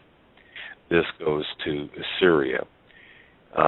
As we march down the months and weeks and days and hours, I said that backwards, but as we continue forward from where we are now, from where we were toward the end of the year, you heard what W said, the waiting only benefits Russia. Okay. Now, if you look at the intended objective of taking out Assad, if you can convince the American people that it is in our necessary, not best, but necessary interest for our survival to strike into Syria. Oh, by the way, make sure you somehow paint the picture that, either paint the picture that Assad is harboring, aiding, and abetting ISIS, or, kind of like that accidental bombing of Gaddafi's family, by the United States. Any way into Syria at this point. Remember what W said. What we're seeing, the Ukrainian uprising, 117, ISIS. That's both in response to our resistance into getting into Syria. So, and I still maintain, as much as I've written on this, that Syria will be the tripwire to World War III, the hot war. We're already in a war. But Syria should be the focal point. Syria is related to Ukraine. Syria is related to ISIS. But it's going to be convincing the American public that it's necessary to strike Syria in order to, in response to ISIS, whether ISIS reportedly takes out a city or does something horrific here in the homeland, it's going to be a response. That's my belief. Whether it's accurate or not, I don't know, but it certainly seems to fit the playbook, which we've been seeing now for well over 2 years. And for Obama not to know about ISIS, to me, is much like saying your wife doesn't know you're cheating on her. Okay, yes, she does. Trust me. Or your husband, or whatever. It defies it defies credulity. It really does. So maybe that was a bad analogy, but the fact is, he knows. And we're going to switch gears here on a few other subjects. First, I want to hit on rhetoric coming out of a Virginia Democrat. It says he's okay with extermination of 5 million Americans. On yesterday, Mike Dixon, the Virginia Democrat who sought the House seat formerly held by Eric Cantor, issued a tweet indicating that he's perfectly okay with the extermination of 5 million Americans. The reason is they are members of the NRA. I will be leading a prayer on air asking God to please do us all a favor and kill all the NRA members, he tweeted. He followed the tweet up asking God to murder everyone in the NRA by striking them with Ebola. Dear God, please use Ebola to infect the NRA and its various members, for they are a true virus and the true terrorist in America. This is not the first time that this representative has made outlandish comments. There's something important in here I'm going to get to. In February 2011, it goes on to say that this Dixon proves with every tweet that his liberalism at its core is an idolatry of hate and rage. It says, keep in mind that this is the same creature who issued a $100,000 reward for nude photos of a 19-year-old Kendall Jones, a cheerleader who hunts big game. He also solicited support for people who wanted to see him decimate Christians and eradicate members of the Tea Party. He also encouraged his followers to stalk members of the Tea Party and harass them by calling the police. Personally, I think he's mentally ill. I really do. I believe that man to be mentally ill. If not, he's demon possessed. Well, he has suggested to kill Sarah Palin. He suggested to call police on Tea Party members. He suggested to eradicate Christians from the country. He has suggested to that God murder all the NRA people with Ebola. He has asked police to infiltrate, or he's asked police and other people to infiltrate Tea Party groups to seek out their personal information and turn them in. This is just a long list of things this man has done since 2011, which is pretty outrageous. But I thought that was, quite stunning. We see today the world is in chaos and turmoil. There is famine, there is pestilence, there is hate, there is ungodliness, there is so much violence and disgust in this world. And here we have, a supposed respected member of the best country in the world, and this is the rhetoric that's spewed. And it's not just this man. This might be some outlandish stuff he's saying, but many other people who are of the same ideology believe the same way, just don't have the guts to say it out loud. But as we know, the Christians in this country will be persecuted, and that's not going to come about by,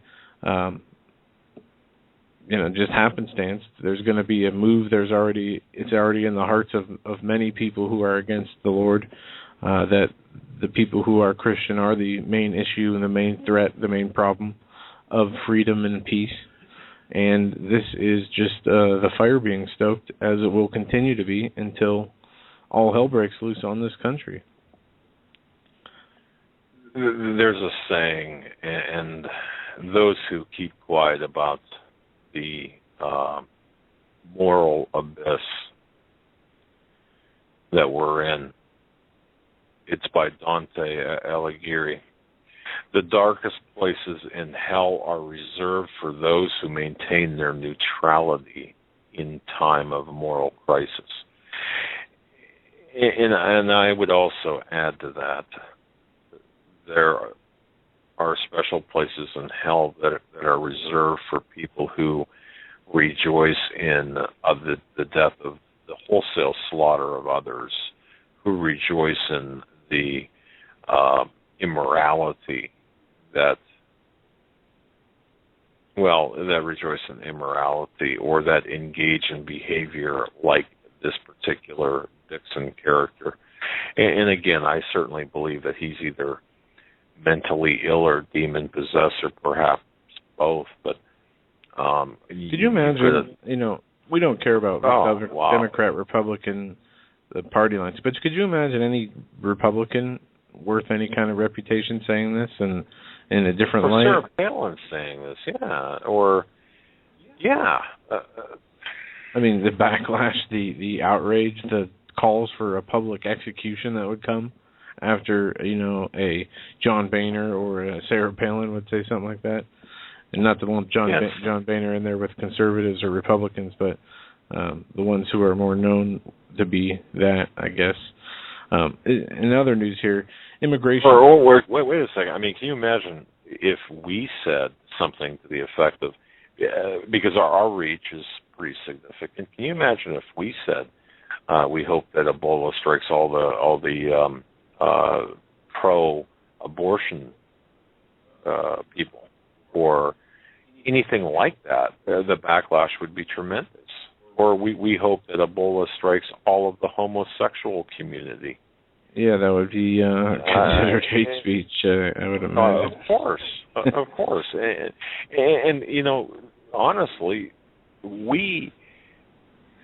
No.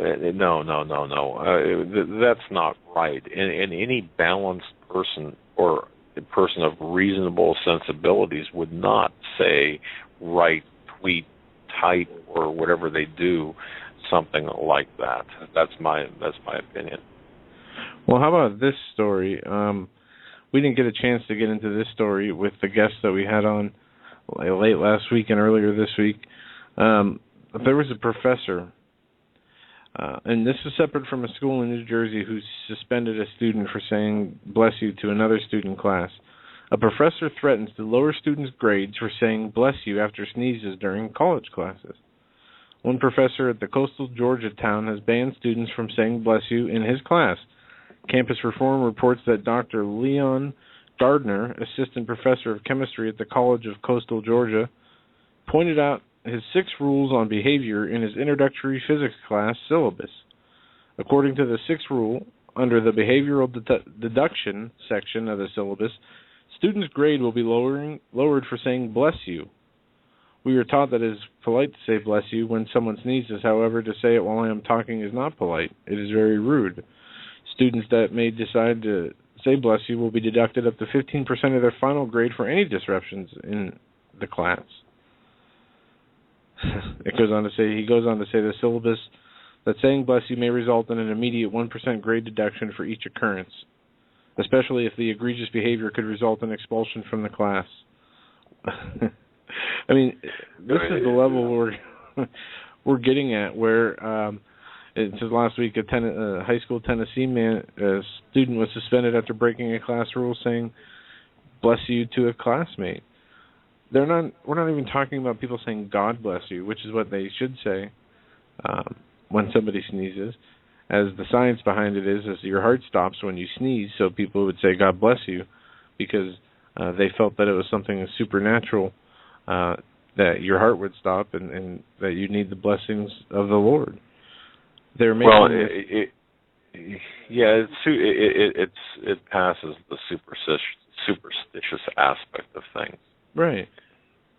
Any time that religion is mentioned within the confines of a governmental organization, that includes the educational system, especially the public educational system, along with the higher educational system today, you're going to get the socialists, Democrats, communists in this country, especially those wedged in academia, crying, hey, wait, there's separation between church and state. And so many people today think that statement appears in the First Amendment of the Constitution and must be enforced. Of course, that's not true.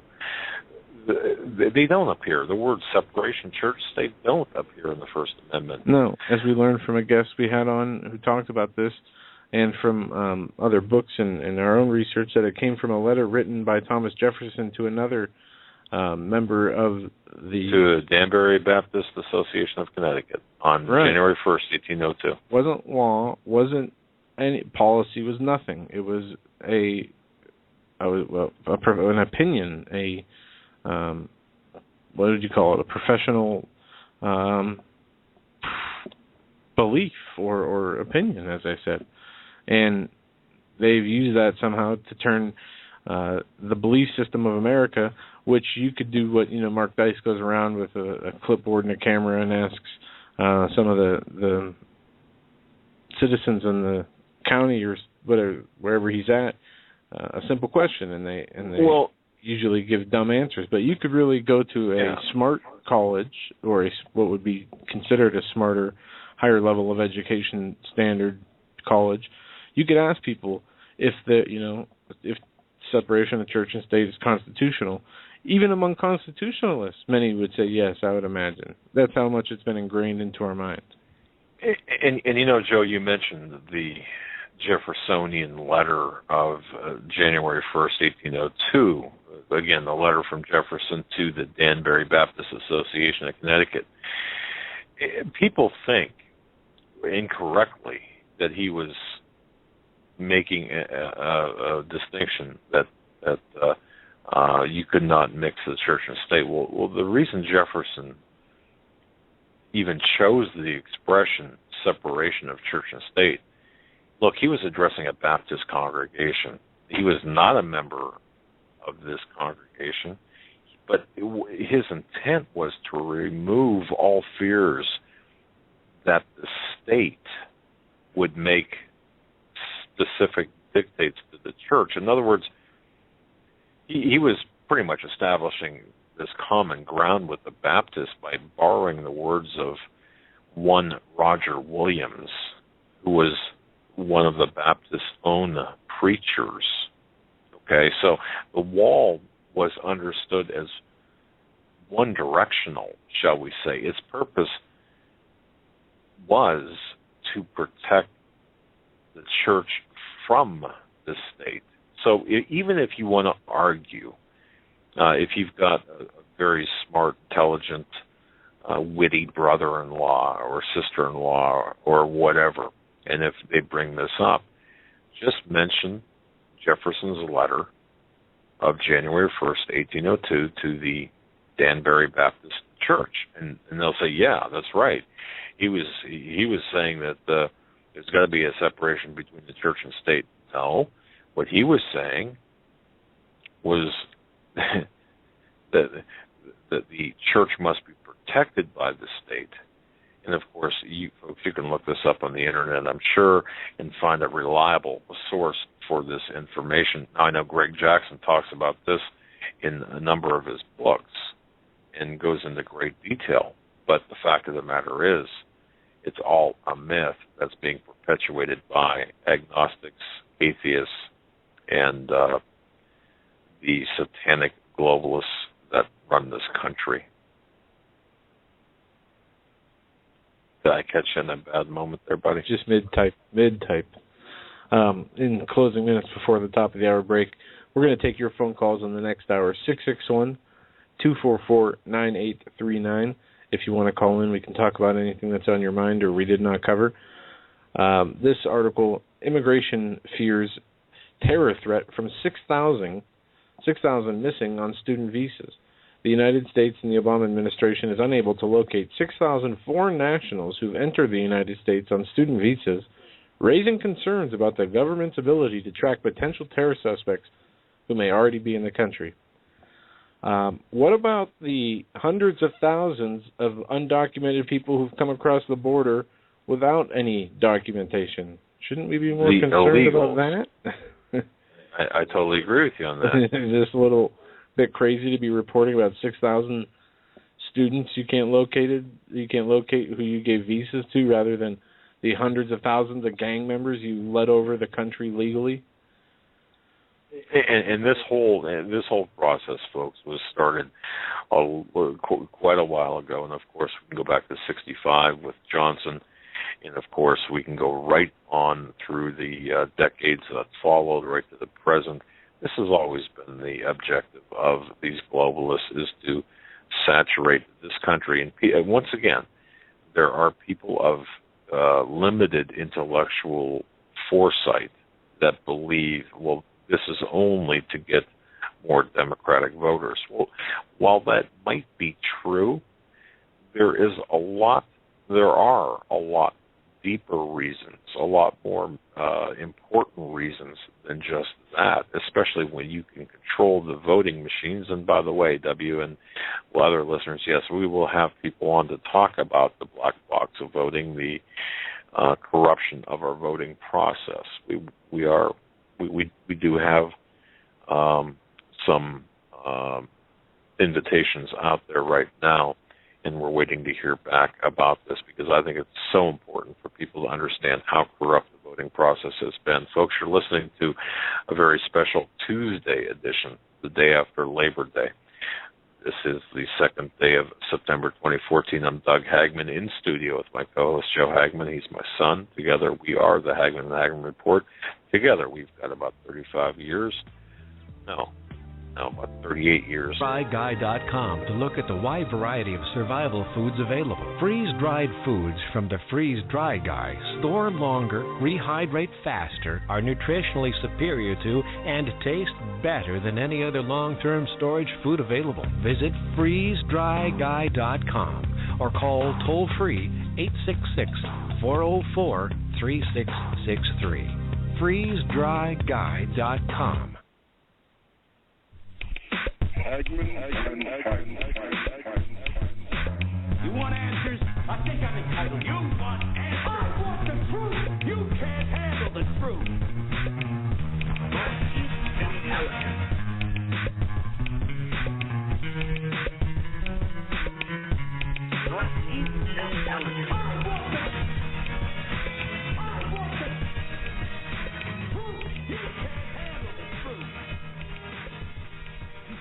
Welcome back, ladies and gentlemen, to our third and final hour of the Hagmann and Hagmann Report on Tuesday, September 2nd, 2014. We got a lot more news we could get into, a lot more headlines that are just as confusing as they are troubling. But we're going to go to the phones. We're going to take your phone calls this hour. We have been having a lot of guests on. We have not had a lot of time for phone calls as of late. So we want to hear from you guys at 661-244-9839. We're going to go to the phones right now, and we're going to start with area code 240. 240. We're coming to you first. You're live on the Hagmann and Hagmann Report. What's on your mind tonight? Hi. Can you hear me? Yes, we can. Yes, we can. Oh, okay. First of all, I just want to say thank you for what you do. You're the only people I know who I first connected with that does what you do, and you do it with such compassion and caring for people, and it's really been a big comfort to me. So thank you, first of all. And I was calling because two things. Did you see the news article that the Kurds have women joining the fight, and ISIS is terrified that they're going to be killed by women because they feel like if they get killed by a woman, they won't go to heaven? Did you see that article? Well, we've seen variations of that article and those reports. Yes, there's an ideological schism there. Yes. I think a lot of that has to do with propaganda. However, what's your take on it? No, I was just going to say, give me a gun, put me on a plane, sign me up. I'm going over there. I suppose you want a hijab or hijab and a burqa or whatever those things are called too, right? You want us to do everything, right?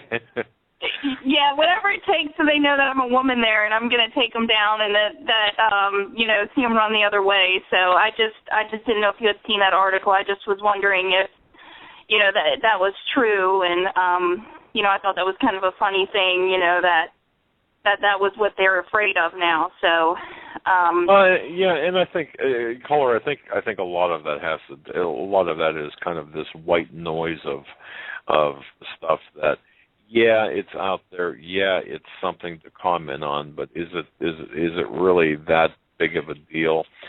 In the scheme of things, not necessarily, but it's interesting nonetheless.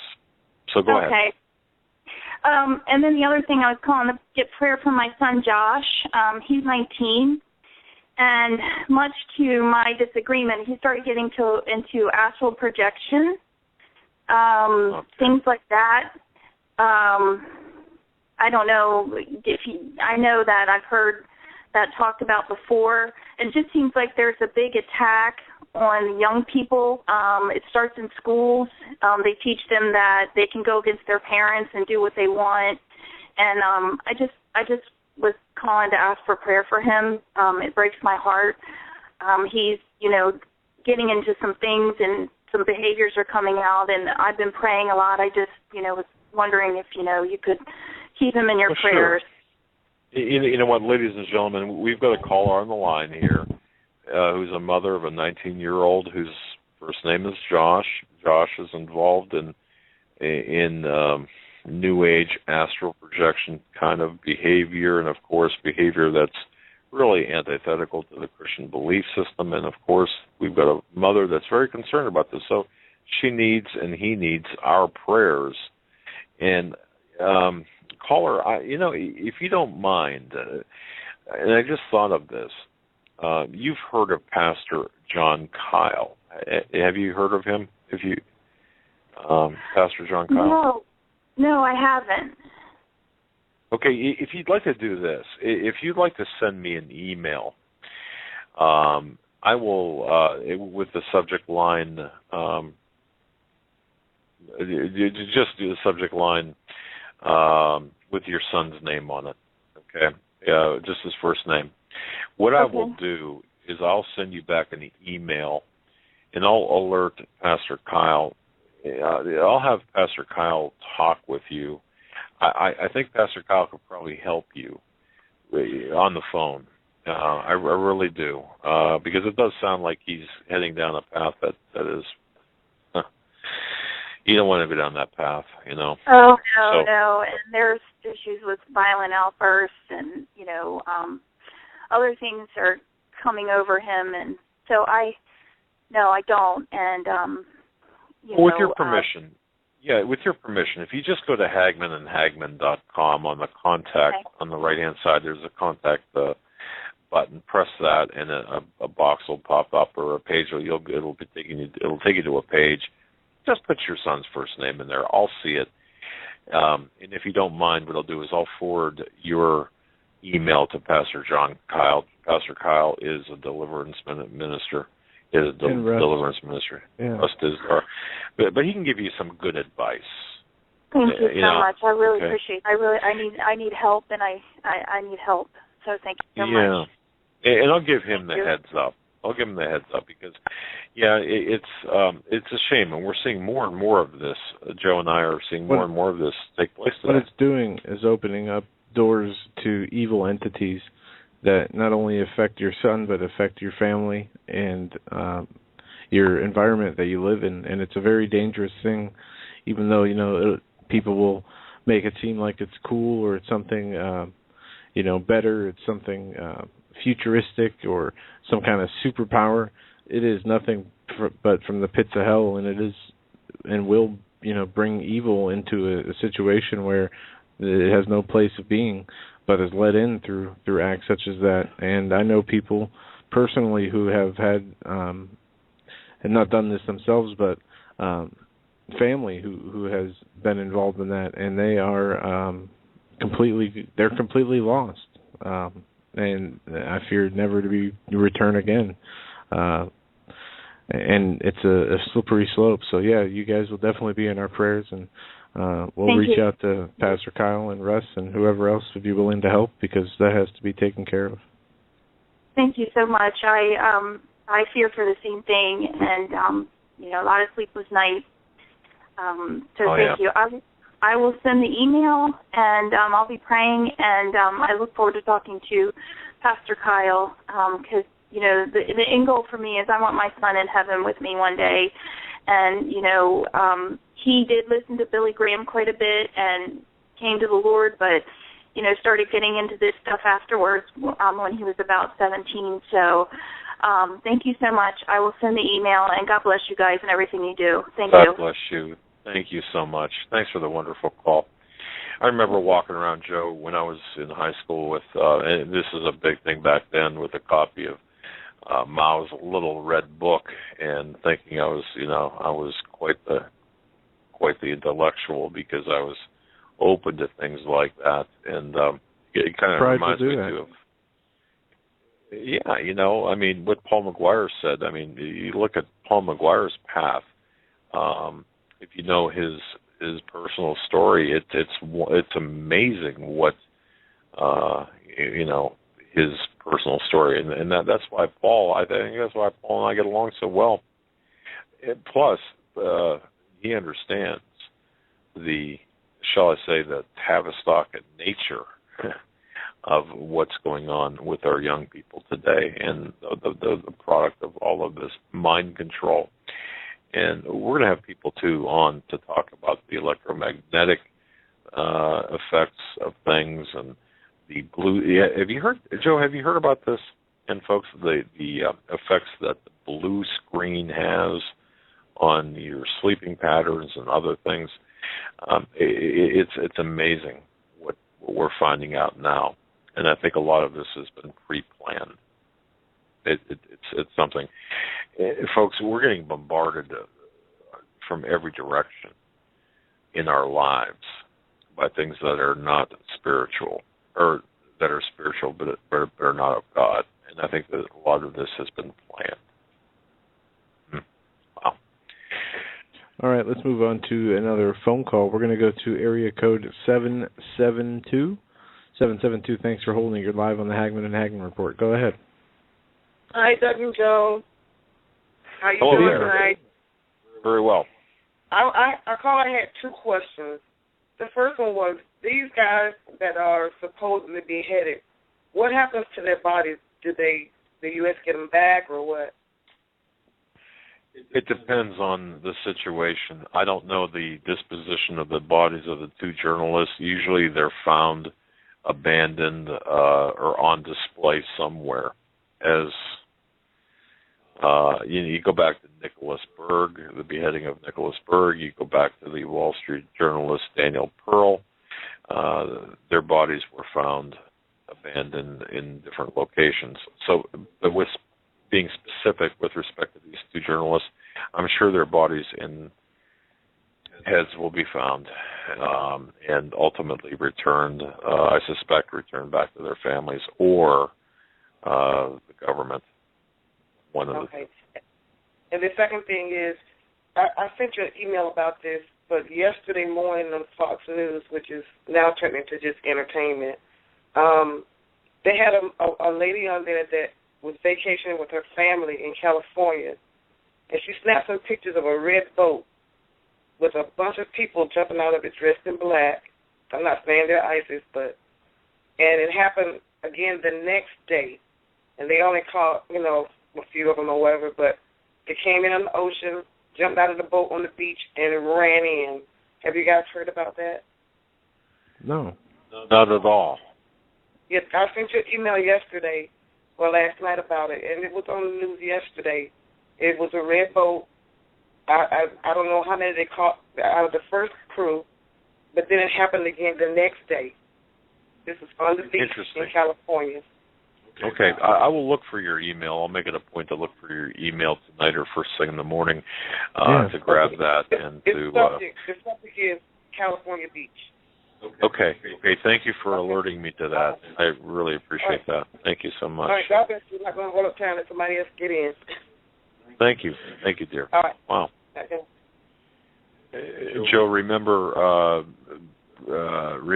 when that scuba diver was caught off of the Newburgh, New York, right around Newburgh, New York, and you and I went up to investigate that.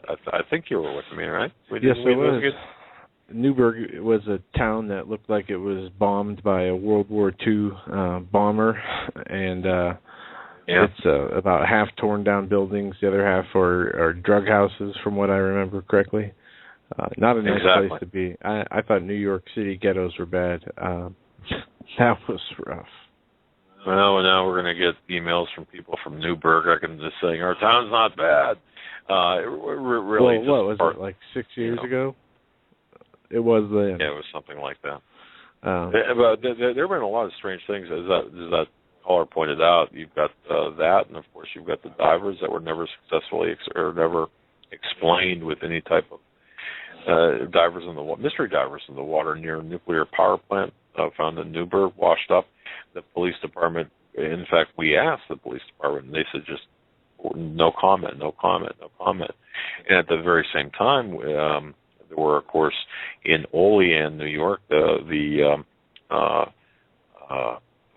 want to say the National Guard station there was tampering done with the natural gas lines that could have resulted in a huge explosion. This is back in 2005 or thereabouts.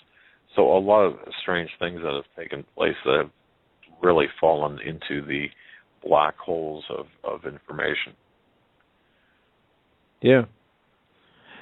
Let's go to area code 973 next. 973, you're up now. You're live on the Hagmann and Hagmann Report. Hi. I never heard anybody from New Jersey calling before, but it's good to talk to you guys. Well, welcome. Welcome indeed. Yeah, we've had calls from New Jersey, but in fact, Billy Bear is used to live in New Jersey and call once in a while. But what's on your mind, sir? Basically, what we as Christians should do as far as in local politics or protesting. For instance, should we be going to all the council meetings of the town? Should we try to organize and protest local abortion clinics? Because, who was it? Watchman's Cry, Nathan Leal said, he had this, Lord showed him something about the blood of the innocents. I don't know did you hear that message he had? Yes. Yeah, it was pretty heavy. I think about it a lot, and that I don't want to be before God when I die, and what did you do? Well, if you could talk a little on these issues. Yeah, and this is a very important subject matter to touch on, and this is just, I'm going to give you my own personal belief from what I understand that the Lord has shown me from those words in Scripture. Let's separate the two things: one, political issues versus the abortion issue. Abortion issues and the saving of lives of children should be protested against. We should be involved at all costs, making sure that we are trying to save the lives of as many innocent people as possible. I believe that it would be an injustice to the Lord to let innocent babies be murdered without any kind of defense, especially from those who call themselves Christians. And I think that is something that is very evident, especially when you read Jesus' words about how we're supposed to live and treat each other.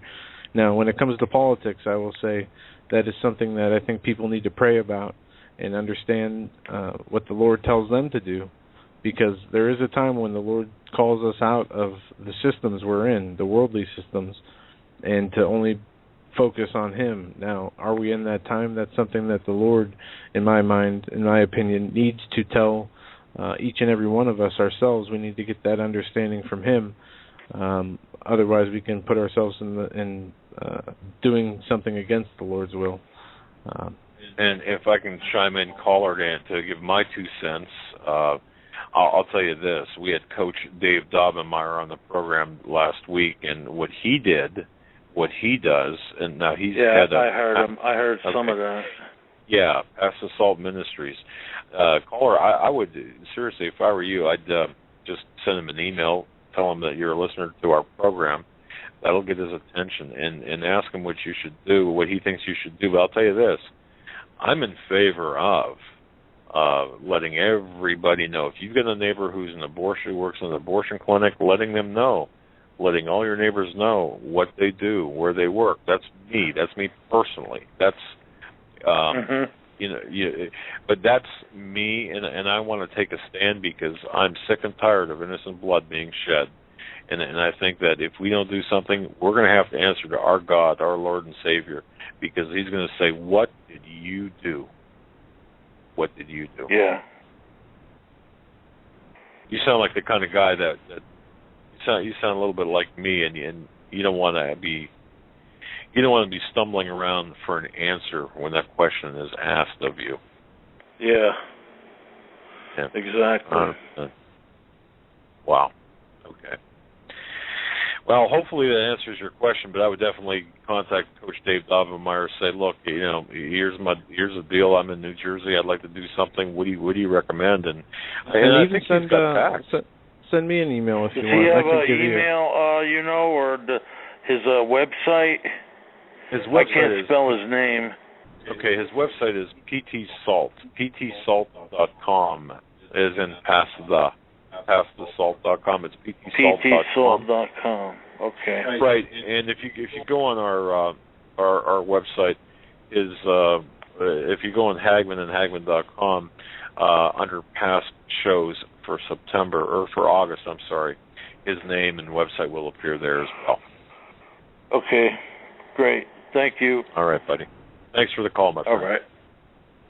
Thank you. God bless you. I love it. A guy from New Jersey. I love the New Jersey spirit. I love that spirit saying, you know what, I'm going to do something. And if everyone stood up and said, I want to do something, to me, that would make all the difference. As you're busy typing over there. I know, but I love this. I was typing something to the chat room. They've been talking about. I've seen a lot of concern about the jetliners that have been missing, and the anniversaries of 9/11 coming up.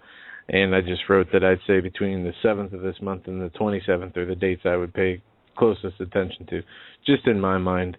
But any day, at any time, and at this point is. But remember, though. But remember what W said, that there's not a plane that takes off or lands that we don't know about. I know. I'm just saying from all the from everything I read, from all the opinions, from bloggers to commenters to journalists to strategists, that would be from, if I had to put money down and make a guess, that would be a guess that I would make. And anything after that, I'd say, would pertain to the economy through the rest of this year. And like a lot of times, I could be 100% dead and wrong, so don't take anything I say to the bank in those regards. I was just giving out a estimate of my own opinion. Let's go back to the phones. We're going to go to area code 808. We've had some great callers. You're up next, 808. What's on your mind tonight? Hey, aloha, my guy calling. Hey, I just wanted to, just turned you on this a little while ago, and that guy about innocent blood. Something I've been, considering, and we need to keep in mind besides our brothers and sisters in Syria and Iraq that are in dire straits, but something maybe not a lot of people are aware of is Eastern Ukraine is Eastern Orthodox Christians. And That's it's the correct. same as when Clinton was carpet bombing Serbia. That was the Orthodox Christians. And all roads do lead to Rome. Just something to consider. You know what? And caller, you're an example of the intellectual prowess of our audience. And you mentioned about the former Republic of Yugoslavia and Bosnia,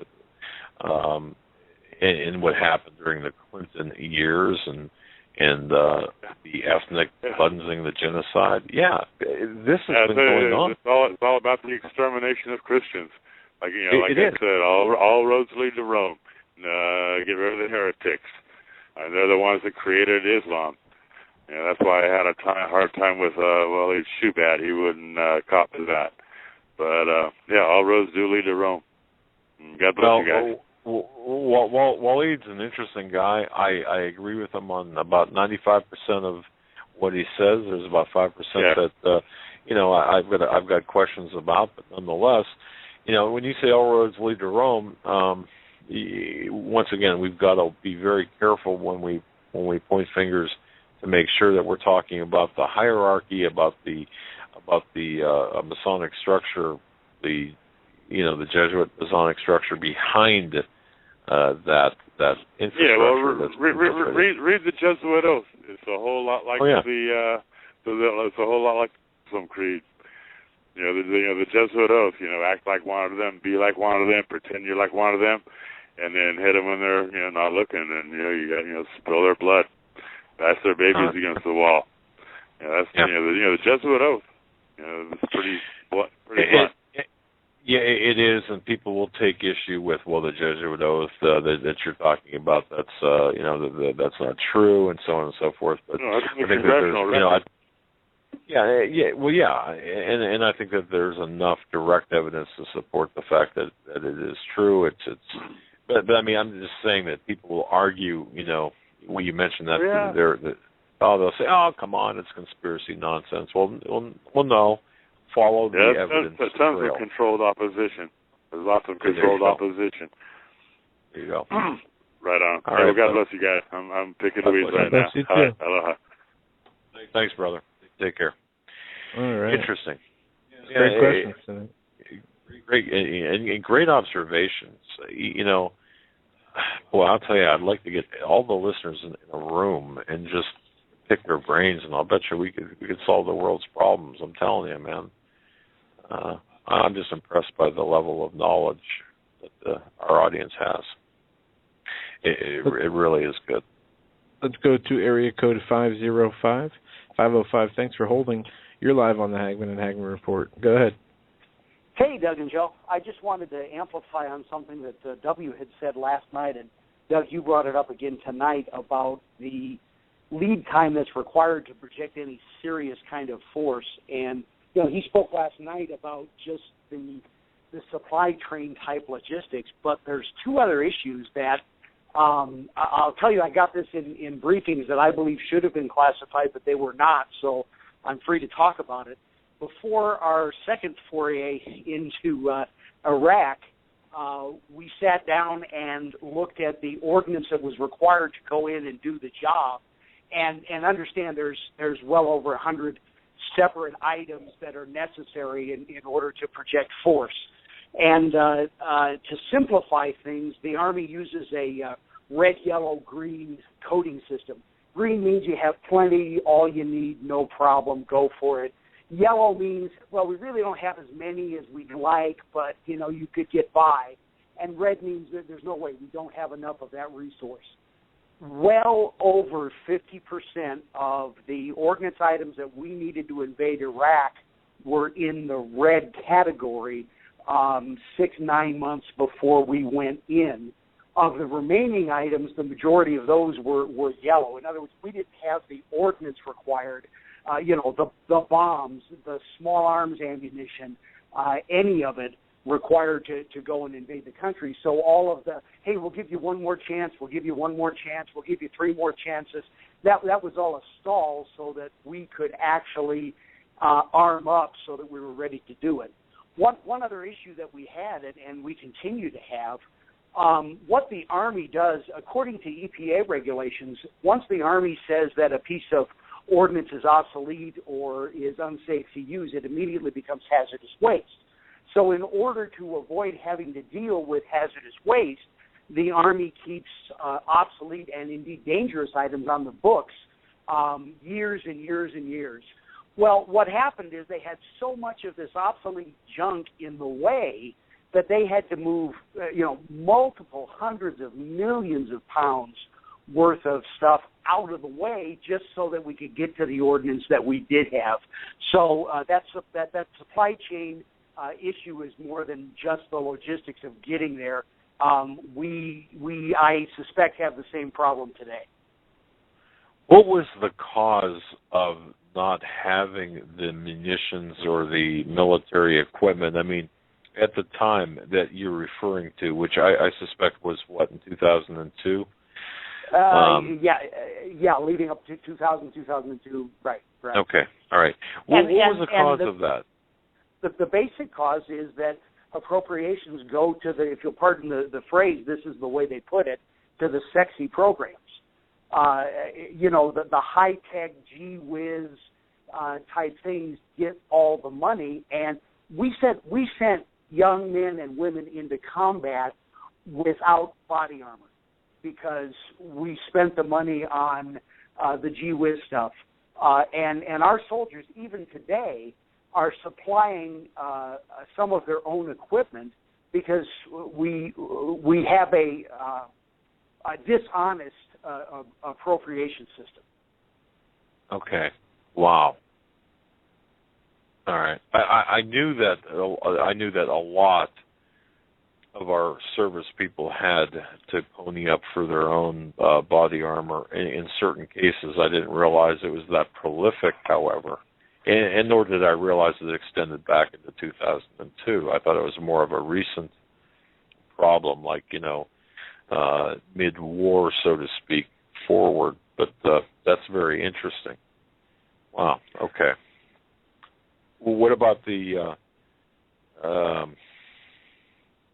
Okay. No, I was going to ask a different question, but I think you already covered it. So, very interesting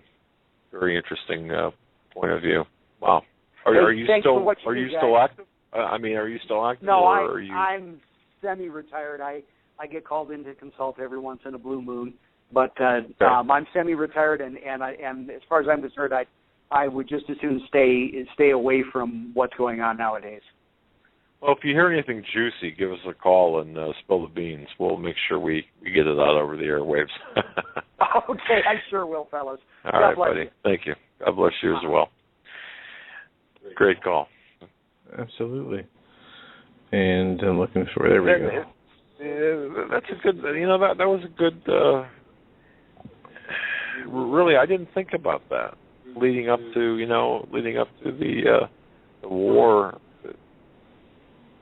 the red, yellow, and green. Never gave that a thought. Interesting. Okay. Well, let's go to area code. This is a new one, 182. 182, possibly a country code or area code 182. You're live on the Hagmann and Hagmann Report. Yeah, hello, Doug and Joe. Good evening. Yes. Hey, how you guys doing tonight? Very well. Thanks again for another great show. I've actually got a million things to talk about, but I guess we'll just cut them down to a few.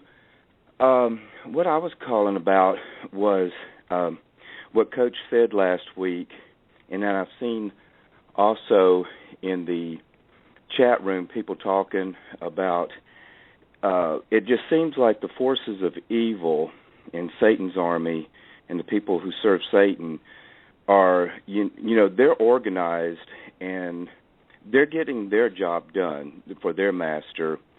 And as Christians, we're failing. We really are. I mean, I've done several things, and I know people do things, and I know we have some victories, but,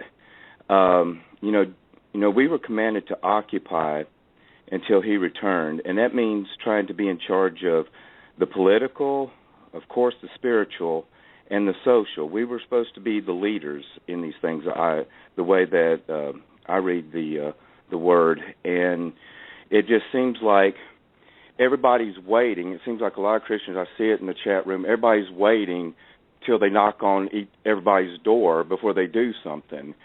And, I'm not saying that we ought to go out and be violent by any means, so don't get me wrong here, but we need to be out in the streets protesting the abortion clinics, moral things as far as demanding moral leadership from our leaders and demanding it. Coach Dave talked about this, a proactive ministry rather than a what did he call it, how the churches are today, come into our doors and listen to us speak, rather than what we have as that. We need to be proactive and go out into the world and preach and convert. Right. Yeah, not have it's real easy to go to a church and be around people that kind of have the like mind and just kind of have a circular pat on the back of each other. But then the rest of the world is out there perishing, and the churches have gotten so much, the people who are calling themselves Christians, and that's between them and the Lord. I'm not going to judge anybody, but they're so comfortable now in their little social bubble inside of church that and America, and we'll thank God for this, because has still not suffered the way the rest of the world is suffering. But they're so much in a comfort zone now that it almost seems like they've got some sort of invincibility thing that's never going to happen here. Meanwhile, in that delusion that the American Christians have allowed themselves to go into, Satan has used the blood of their sons and daughters over the years and our tax money to build the beast machine. And America is the main engine behind the New World Order. I mean, I don't think there's anybody that would argue that at this point that keeps up with it. And, in the Old Testament, I was just reading the other day about how when Josiah was lifted up as a king, he was commanded by God to tear down the idols, to burn the groves, and to get rid of all the occult imagery and all of the idolatry that had sprung up in Israel when they got away from God. And yet American Christians today watch as our children are being murdered in abortion factories. We've got gigantic occult imagery in the capital of what everybody used to say was the Christian country of the world, the biggest. And we've got all of this occult imagery. And I'm not saying go up there and tear down the Washington Monument, but the American Christians need to go up there in force and demand that all of this pagan idols be taken down. And because we're supposed, Christians are always attacked and saying separation of church and state, like y'all were talking about earlier. But yet we're supposed to, they're getting rid of the Ten Commandments all over the place, but yet all of these Egyptian pagan religion idols stay up and are maintained by our tax dollars up in Washington, D.C. especially. And I don't know if you guys noticed, but at almost every courthouse around America, you will find an obelisk usually on the lawn somewhere outside of almost all the courthouses in the United States. And that is a symbol or to the east or west, directly exactly. east or west of those courthouses. Caller, let me just kind of interrupt here a little bit, because here's what we're trying to do as a radio show, investigative report, ministry, whatever you want to, however you want to refer to us. It's really difficult, I think. A lot of times people hear, for example, there's this huge emptiness or huge vacuum. When you start talking about things like you're talking about, for example, the Washington Monument, what it truly represents, people look at you like, man, you got two heads. I mean, are you crazy? But so what we're trying to do is educate people as to what these truly represent. And yes, I truly believe not only are we trying to educate people as to what they represent, what their origins are and why they are present, and how the globalists think they get power from this, and of course everything that related to this. We are gradually infusing that, okay, now what are we going to do about it kind of thing. We've got to take a stand. But I think we all have to get to the point, personally, this is me talking now, of being able to educate and talk legitimately with our people closest to us and say, do you realize what this is? And get them converted, if you will, to the proper way of thinking, deprogram them, and then, yes, we're going to be on firmer footing to go out there and to say, hey, you know what, this needs to go, or you've got to stop this practice or that practice, or expose these people for what they are. That's just my 2 cents, caller. Oh, I 100% agree with you. I mean, pulling people out of the matrix of the devil definitely needs to be a high priority right now. And everybody's called to do different things as far as, and I know I saw in chat where, it was like, well, I'm not going to do anything until the Lord moves me. And that's an individual thing that needs to be made between God and that person. I agree, but as we're all talking, we're running out of time. And they're operating as an army against Christianity. They're beheading Christians' heads. I mean, they're beheading them, in the thousands now over there. And I think American Christians think that, we're not in the end times yet because it's not happening here. And the last time I checked, God was the God of the whole world, over all nations. And just because something's not happening at a particular location on the planet doesn't mean that God's not actually putting the pieces into place and allowing things to start, all the actors and all the actions to start moving in that direction. And, I just don't see the American Christians working as a cohesive unit. Of course, I'm not talking about doing anything, wrong or unlawful as far as hurting anybody or doing any kind of physical damage to anything, but I mean, showing up in mass for the Christians that do know about all of this occult imagery and starting to just demand that you guys got to take that down. That you're not, and tell our leaders, you always demand separation of church and state, but yet you are allowing all these religious idols to stand up here and be maintained by tax money, and all of those should come down. If you want to, they always say this is a secular government and we don't mix, politics and religion, but they're mixing their religion and putting it in our face and making us pay for it, and then, using our sons and daughters over the decades.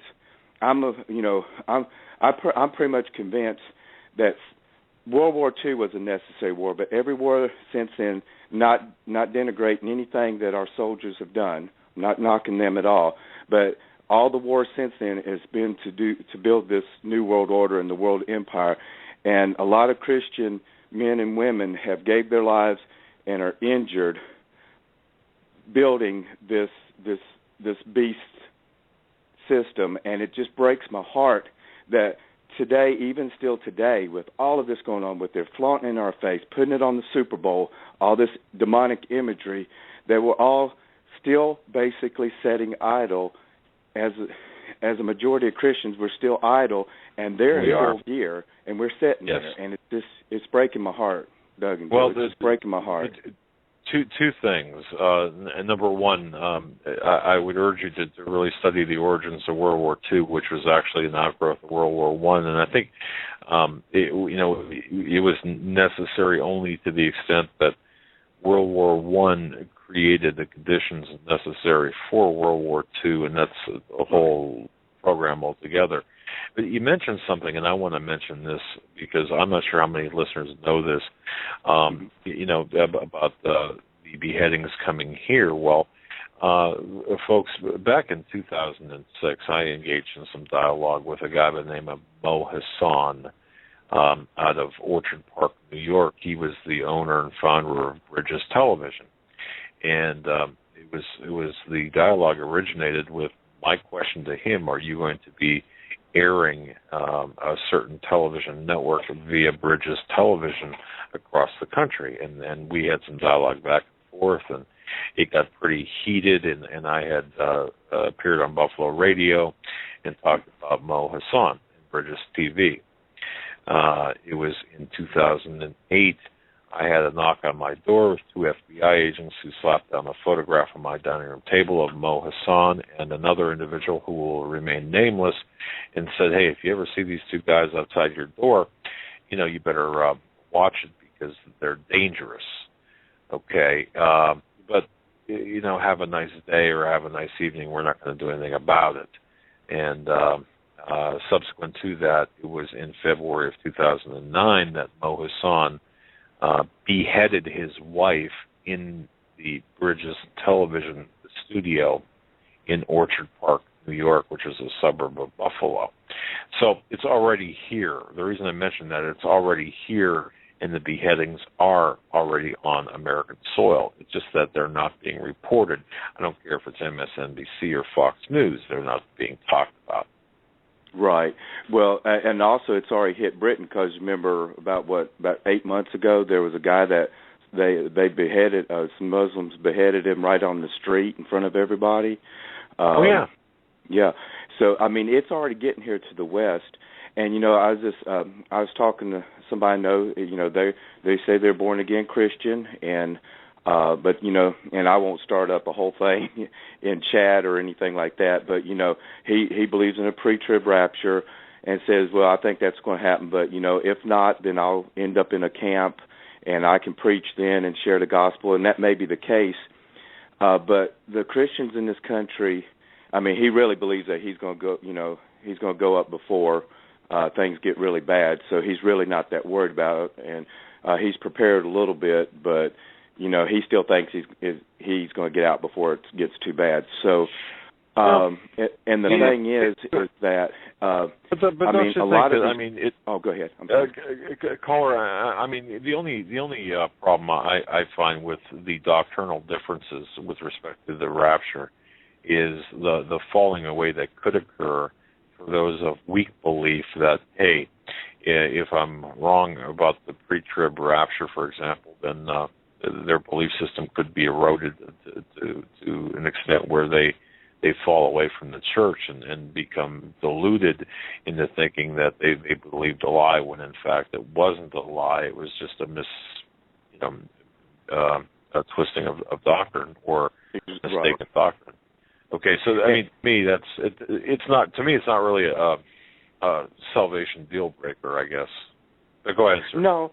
I don't think it can affect salvation. What I think it could do is, if the pre-tribbers are wrong, which in my study, I believe they are. I believe it happens in chapter 14 of Revelations.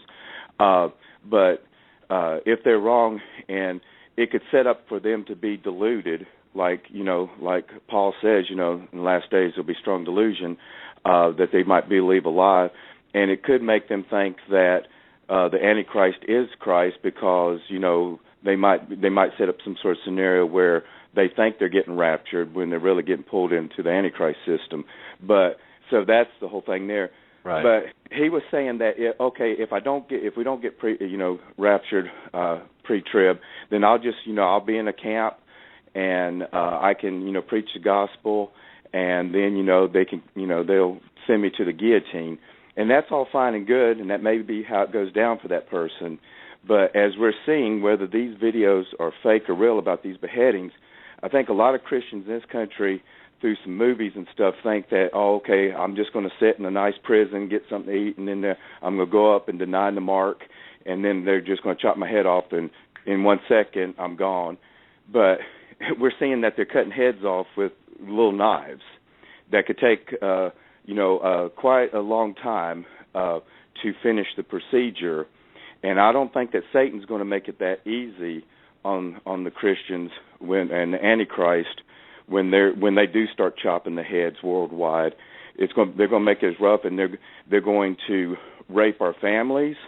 They're going to kill us and torture us before they kill us.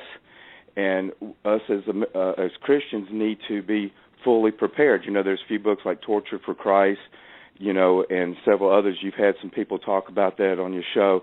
We really got to be prepared to, get very close to the Lord to get us through that time.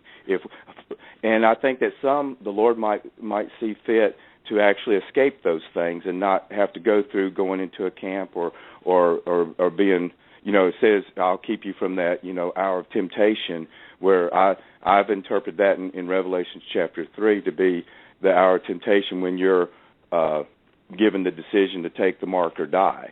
Some people might be able, some Christians might be able to escape that and be out in the wilderness until Jesus returns. And I hope that Lord has that prepared for me and my family. But I just think that they're operating as an army. Satan is, and the New World Order. They're operating as a tight military machine against us. And I think that Christians, we need to man up, especially the men, and become Christian warriors, not violently, but we need to start operating in unison and in numbers. And with the Lord behind us, it would just take one of us. If the Lord's with us, who can be against us? So I just think that we really need to all start really thinking about how we're going to get together and stand for the Lord and eschew evil and admonish the ones in the church that are still wanting to play games and really get everybody prepared for the days ahead. That's been my main thing that I've been seeing lately. All right. Well, look, go ahead, Joe. No, I just want to say you made some very astute observations, and there's a lot that is on the plate of a Christian today. And first and foremost, that's our relationship with our Lord Jesus Christ. We got to get that together first, and what each of our calling is from there, and what each thing that he wants us to do from there is the next step in our walk with him. But we have to solidify our foundation and our belief in him, and then from there go to receive our instruction from him as to how to behave and what to engage in and what not to engage in. Exactly, and I'll let you go so that somebody else, you can get one more call in, but I appreciate your time tonight, guys, and I appreciate your ministry. God bless both of you guys, and Steve Quayle, I love you guys so much, and you guys just take care, and we're praying for you always. All right, thank you, and don't forget tomorrow Steve Quayle and Greg Evenson. Tomorrow Steve Quayle and Greg Evenson, for those who missed the announcement earlier. Both of them are going to be on, and according to Steve, Greg Evenson is, quote, jacked up about tomorrow, and that's a good thing. So can't wait for that. Yeah. Well, we got time to take at least one more call here. We're going to go to area code 402.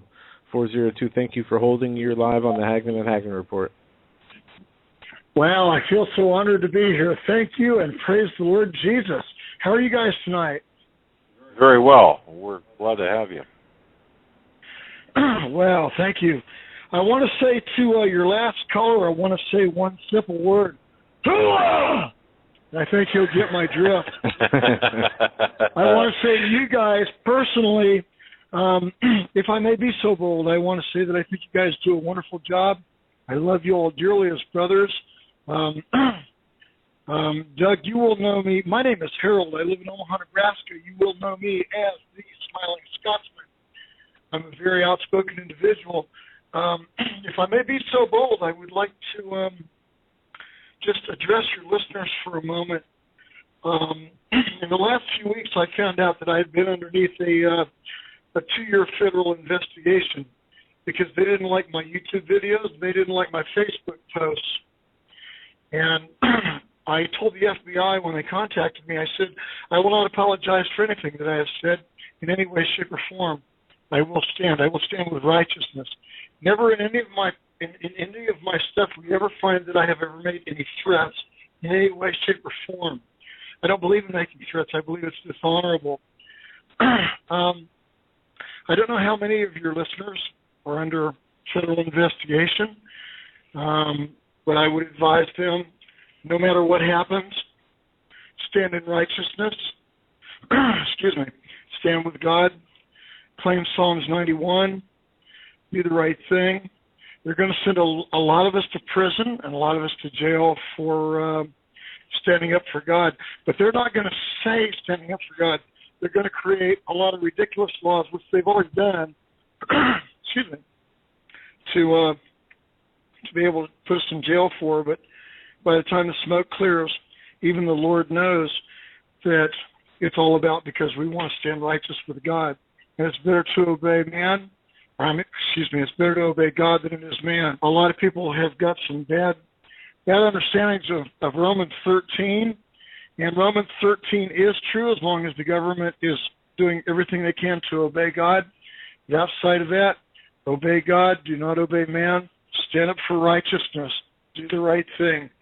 Thank you so much for everything you guys are doing. You have to excuse me, my voice is a little messed up right now, but... Wow. Well, one question, how did you find out that you were under federal investigation? Did they tell you, or what happened? Yes, sir. Excuse me. About 3 weeks ago, the FBI contacted me and said that I'd been under federal investigation since roughly September of 2012, when I did a support video for Ron Paul when he was running for president. And it had recently concluded, and they were required by federal law to get some paperwork to me, which what it amounted to was... it was a copy of a court order, which is a sealed federal court order, which I'm going to send to you, what I have anyway, of that they had placed a tracking device on my four-wheel drive because they wanted to know where I went and what I did. And this was from 2013. Now, you notice I said about 3 weeks or so ago I was contacted by the FBI and told about this. And they had said that they were required by federal law to give me copies of this paperwork. And the FBI agent misled me, and what he actually put inside my mailbox, which I gave him permission to do, was a copy of a federal case, which I found out is in fact sealed. I've been to federal court. I've been to U.S. Attorney's Office. It is sealed. They won't give me anything. All I can do is file a FOIA with the FBI to get surrounding documentation. And the FBI agent told me on the phone that I'd been under surveillance since September 2012 under federal investigation. The document that I have gives them a right, apparently gives them a right to do a sneak and peek inside of my apartment here in Omaha, which I believe that they did. Oh, yeah. Okay. Yeah, I'd like to see copies of the paperwork if you can send them to me. Only because I'm not aware of any provision by law that requires the FBI to notify you that you were the subject of a federal investigation, regardless of the disposition. So if you want to send me the paperwork, I don't know if you've consulted an attorney on this at all. I don't need an attorney. Okay. Well, okay. I don't need an attorney. I'm an NSA litigant. I don't need an attorney. I promise you that tomorrow morning I will have a copy sent to you, which I have already made by priority mail. I will send it to the address that's on your website. Yeah. Yes. And nowhere in the document. I'm interested in this only because you're talking to NSA file or NSA case subject number 70900. That's me, by the way. who is under investigation or who has a case file under that case number at the NSA. So, I get where you're coming from. But well, if I can be so bold, then let me give the sealed the federal case number, which is sealed. The federal case number, United States District Court, District of Nebraska, which we are not a district, we are a sovereign state. That's another program. It's 8:13MJ71. Number again is 8:13MJ71. It's a warrant for tracking device under seal. Filed U.S. District Court, District of Nebraska, 13 March 26, 3:44 p.m. Office of the Clerk. It was also there was another motion filed, warrant extension for tracking device 8:13MJ71 under seal. That was filed several days later because they wanted to extend it. They wanted to know where I was going. Wow, because they didn't like my Facebook page and they didn't like my YouTube videos. Interesting. Okay, we're up against the, you know what? You're not the only one, caller. We're up against the end of the show, but there was a pastor who had his YouTube channel banned because he gave a message on ISIS, and they basically determined it to be hate speech. But we look forward to receiving your information, and we want to thank you for your call. We're going to have to cut this short, but God bless you, sir. We'll talk with you via email here in the next few days. With that, we got to go. We're already past our show clock ending. We'll be back here tomorrow with Greg Evenson and Steve Quayle, live 8 p.m. Not going to want to miss it. Until then, stay safe. God bless. Have a great night.